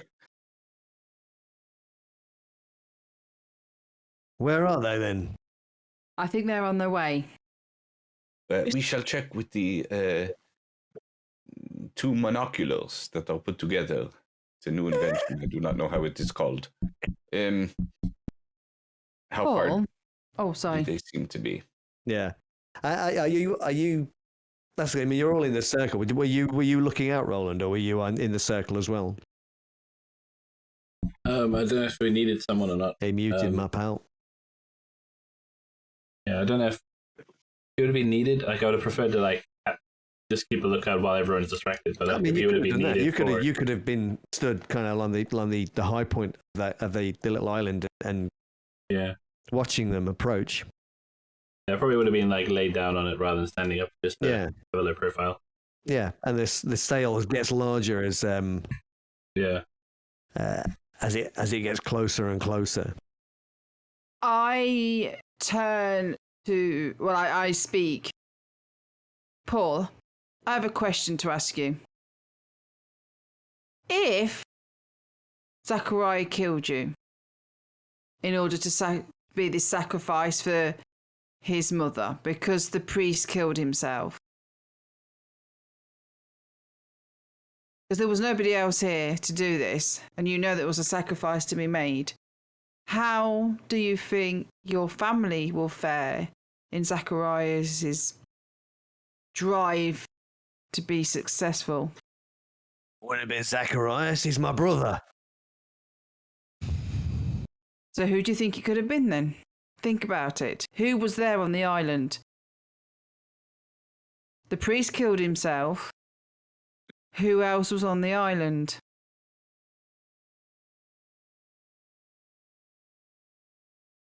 She would have been there. Zacharias, my brothers, and my mother. But they wouldn't have done it. They wouldn't have done it. Would she have done it? No, because it wouldn't be a sacrifice if she killed them. That would be murder. It's not a sacrifice. Well, Paul, maybe you will have the chance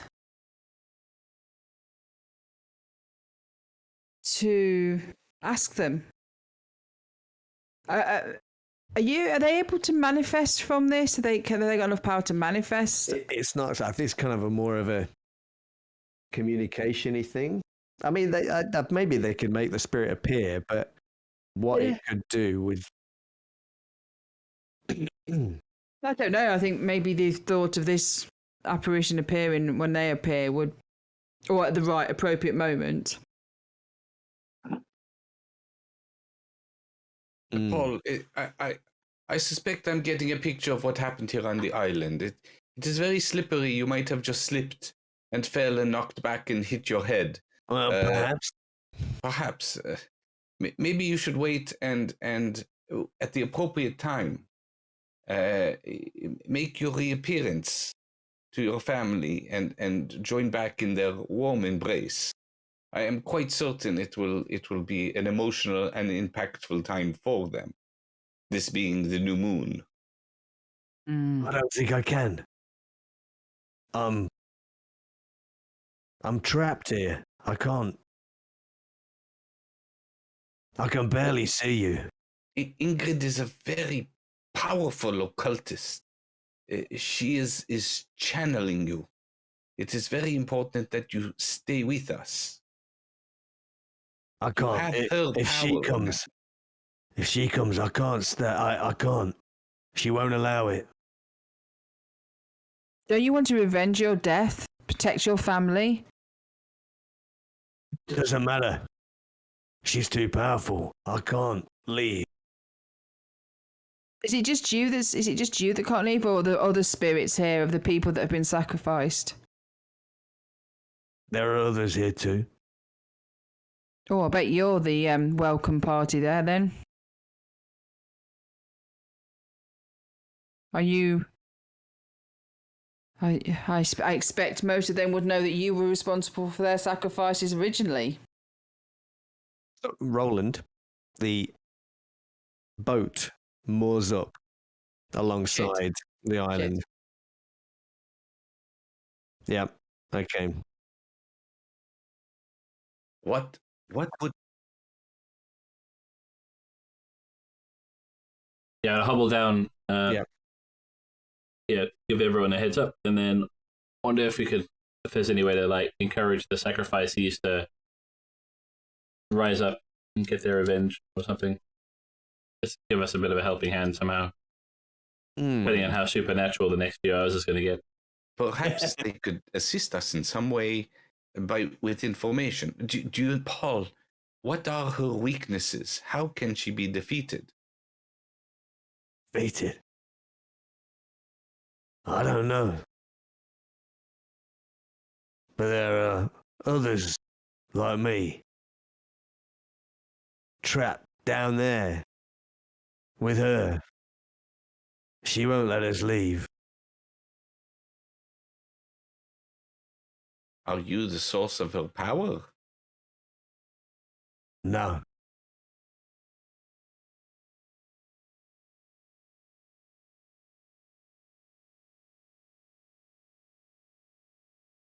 Something's coming. Shit. I have to go. Just stay with us. You don't have to go. Stay. You appear as our friend. To go. She's coming.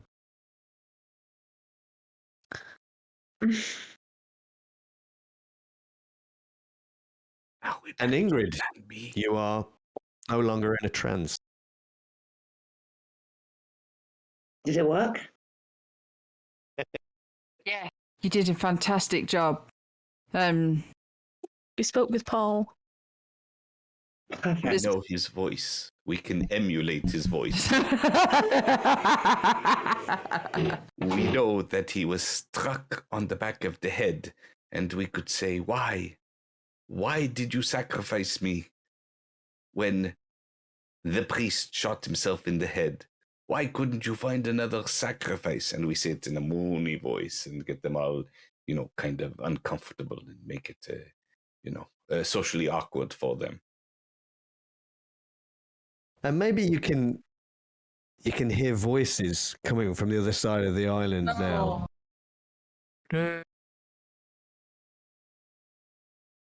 Since it's dark where we are, yeah, I'd creep up a bit and just kind of eye level, see if I can observe and maybe get a better listening point. Yeah, sure, you can do that. I just need to make a few changes for you there.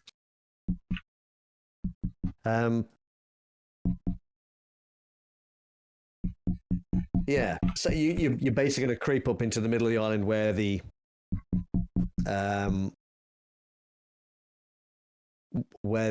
high point is. Is that what you wanted to do? Where I'm hearing the voices coming from, just to have so a better basically they're the other side of pretty much the opposite side of the island from where you are. Okay.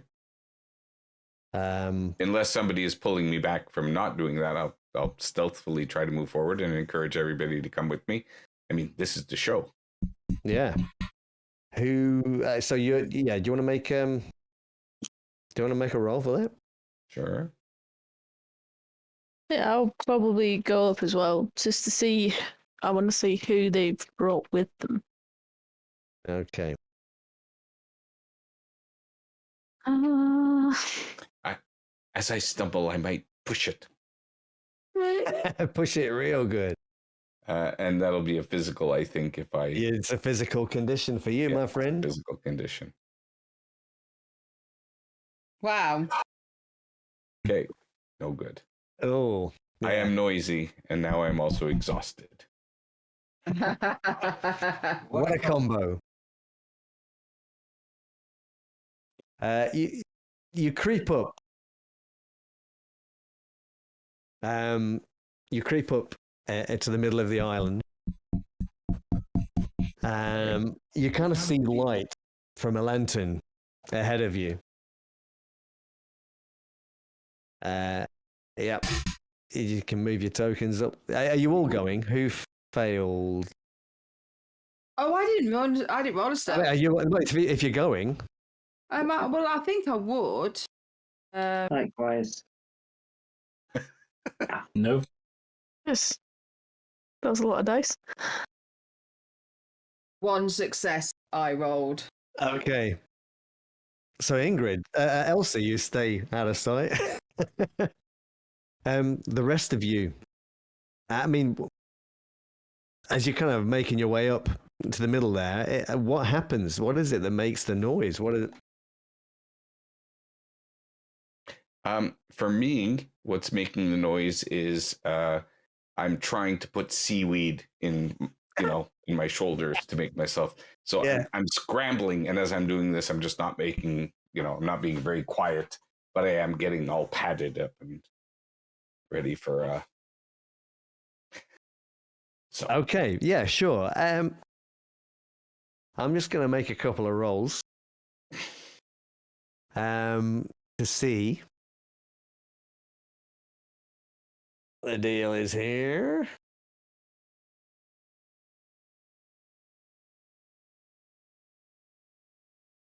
Ooh. Well, that doesn't sound good.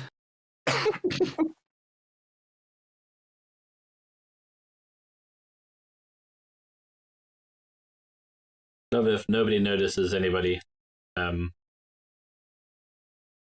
you mean, And that's a complete surprise to the top of the hill. Possibility, isn't it? It's a possibility.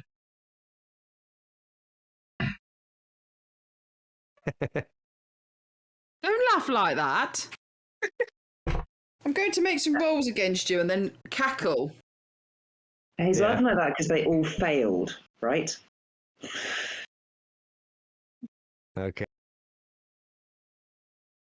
And one more. Yeah. It turns out with this system, it's not very easy to get successes.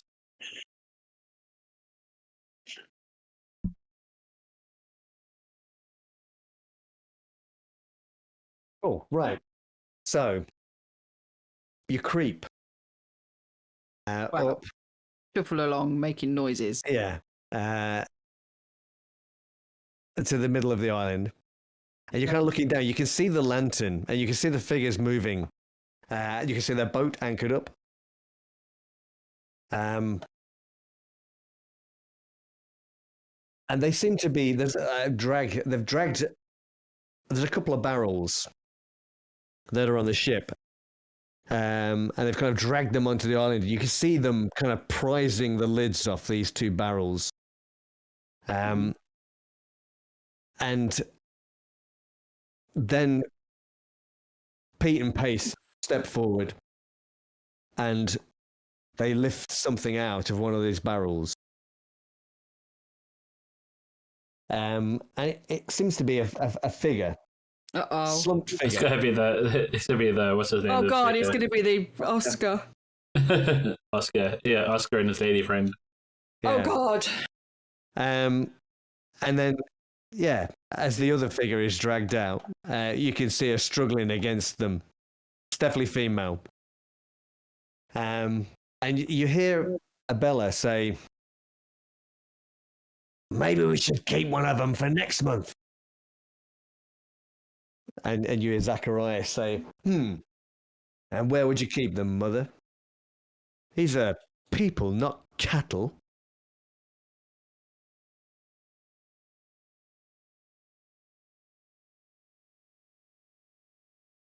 Hmm. And the girl struggles against them. The other figure is just kind of dropped onto the floor. And you hear a soft moan from him. Do we recognise it? Oh, excuse me. Yeah, you're pretty sure you know who it is. Oh, crap. The moan has hints of religious. It certainly does. Yeah. Oh, I mean, there's no God. doubt in your mind, really, as to who these people are. Yeah. I don't know how you learn to identify the vicar's moan from a distance, but Yeah, it's more his Maybe if you're a choir boy. gangly outline that you've probably spotted. And they're talking amongst themselves, kind of moving around. Zacharias, you kind of see him appear in the lantern light. And they're talking with each other, and then he wanders off to the water's edge. And you see that he's not wearing any footwear. And he kind of sits down at the edge of the water and dangles his feet into the water there. Doesn't seem to be bothered by the heat or the temperature of the water or anything like that. It's like a very chilly kind of breeze blowing across the island now, with it being night. Hmm. And they kind of wait quietly for a few moments. Nobody says anything. And then there's a stirring in the water. Not too far from where Zacharias is dangling his feet. And then you're aware of a shape that's just out of the lantern light, so you can't quite make it out. Eek. Lifting itself up out of the water. How big is the shape? At first, it looks kind of like just a humanoid shape. But As it kind of pulls itself onto the rock. Its legs are a lot longer than a human's legs would be.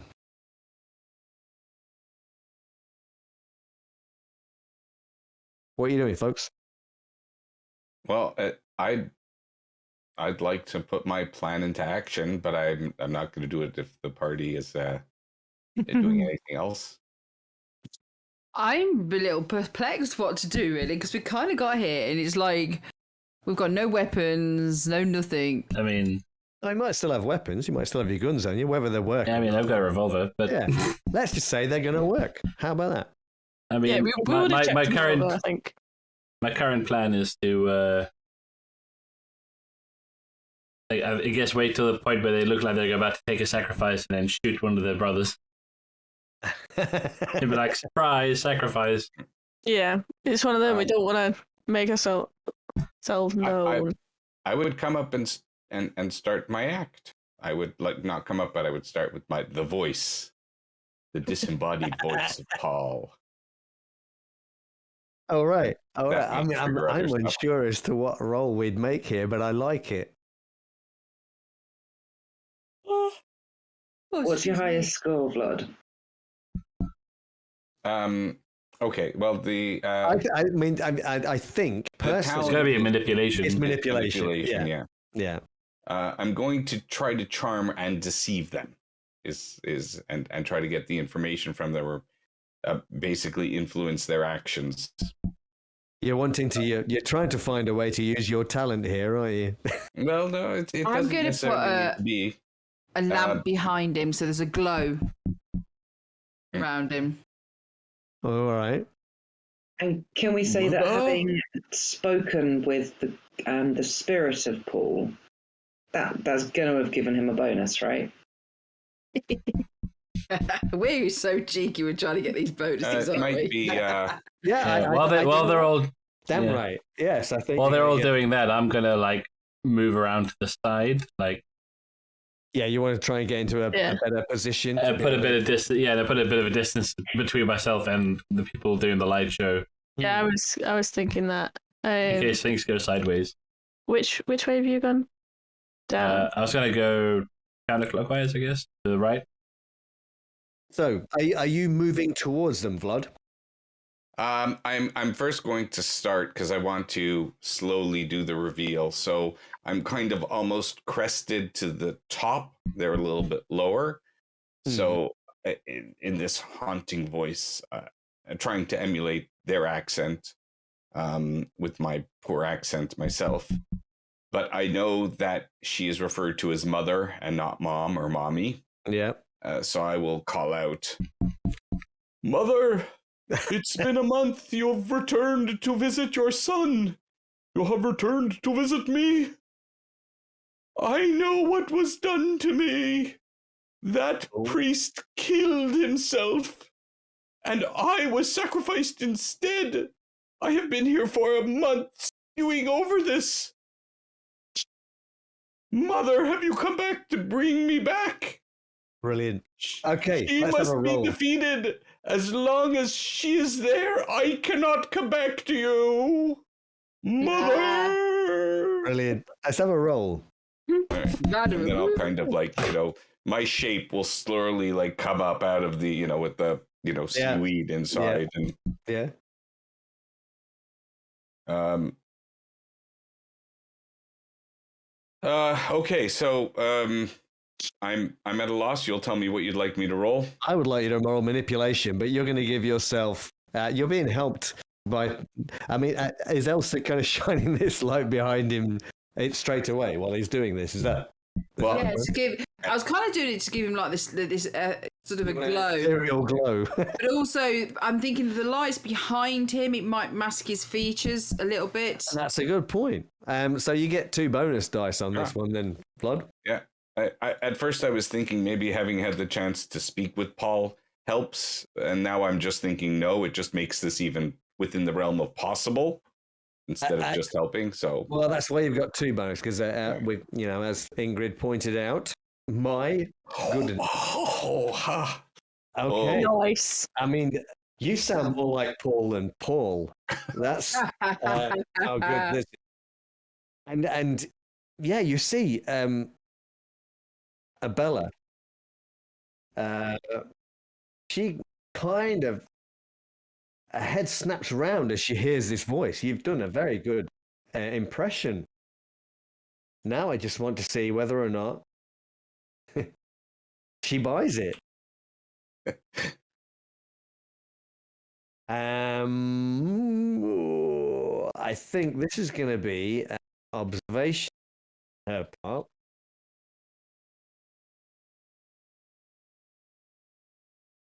Oh, cancels them out. Yeah. Oh, shit. So she kind of looks across and you hear her go, Paul! And she takes a step forward. What do you do? I am going to slump forward as if I'm collapsing. Okay. She is not while she is here. What's everybody else up to during this point? Elsie, you're kind of standing behind him. Stood behind with this. What's Ingrid and Valdis? Valdis, what are you up to? We know that Roland is moving around into position. What's Valdis doing? She would have been moving into position as well, moving away from Vlad to the other side, just to basically get better view, better chance of shot. Oh, okay. Yeah. I need to do sneak. Yeah, so like again. I went counterclockwise, you go clockwise. Yes, just kind of fanning out around them. Yeah. Have you got guns? They have. Yeah. Yep. Nice. The benefit of sealed cartridges. So,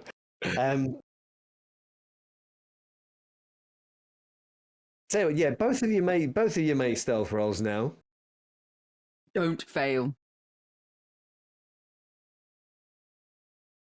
I mean, I'm never going to succeed. Oh! Nice.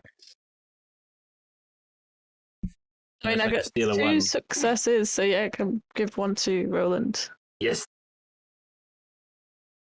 Yeah. I mean, I don't know if that works, but we're going to go with it.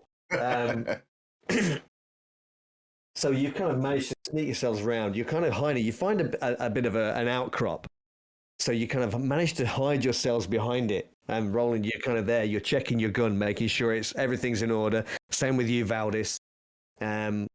and you've got yourselves into a good position. You're kind of looking down towards the party, and you can see basically these figures in the lantern light. The other figure you can't quite make out. It's just out of the lantern's range.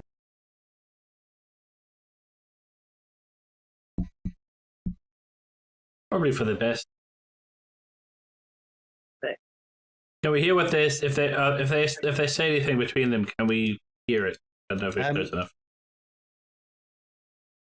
Oh yeah, so you've just heard the mother Abella, the mother, just as kind of you've heard her call out her son's name, and she takes a step forward. And then Vlad, you're a little dismayed as she kind of brings the shotgun up.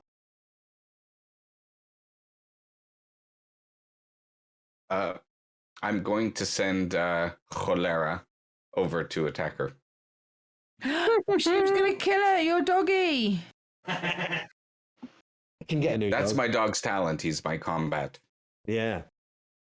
So you just basically just shout, Cholera!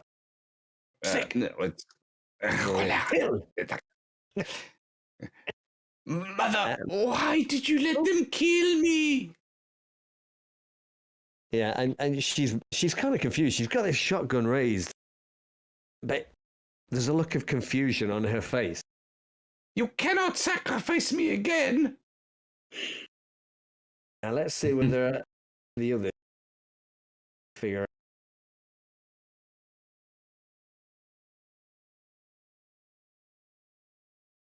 He certainly doesn't.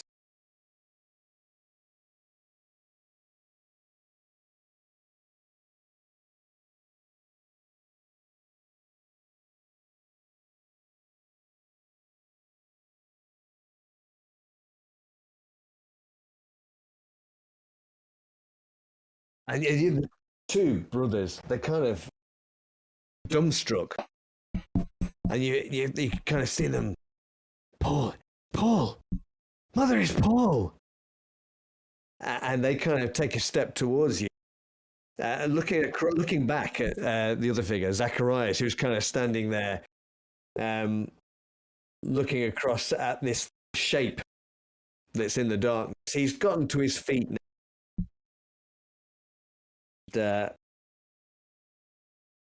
I don't know if he's going to be quite so easy to fool. Let's...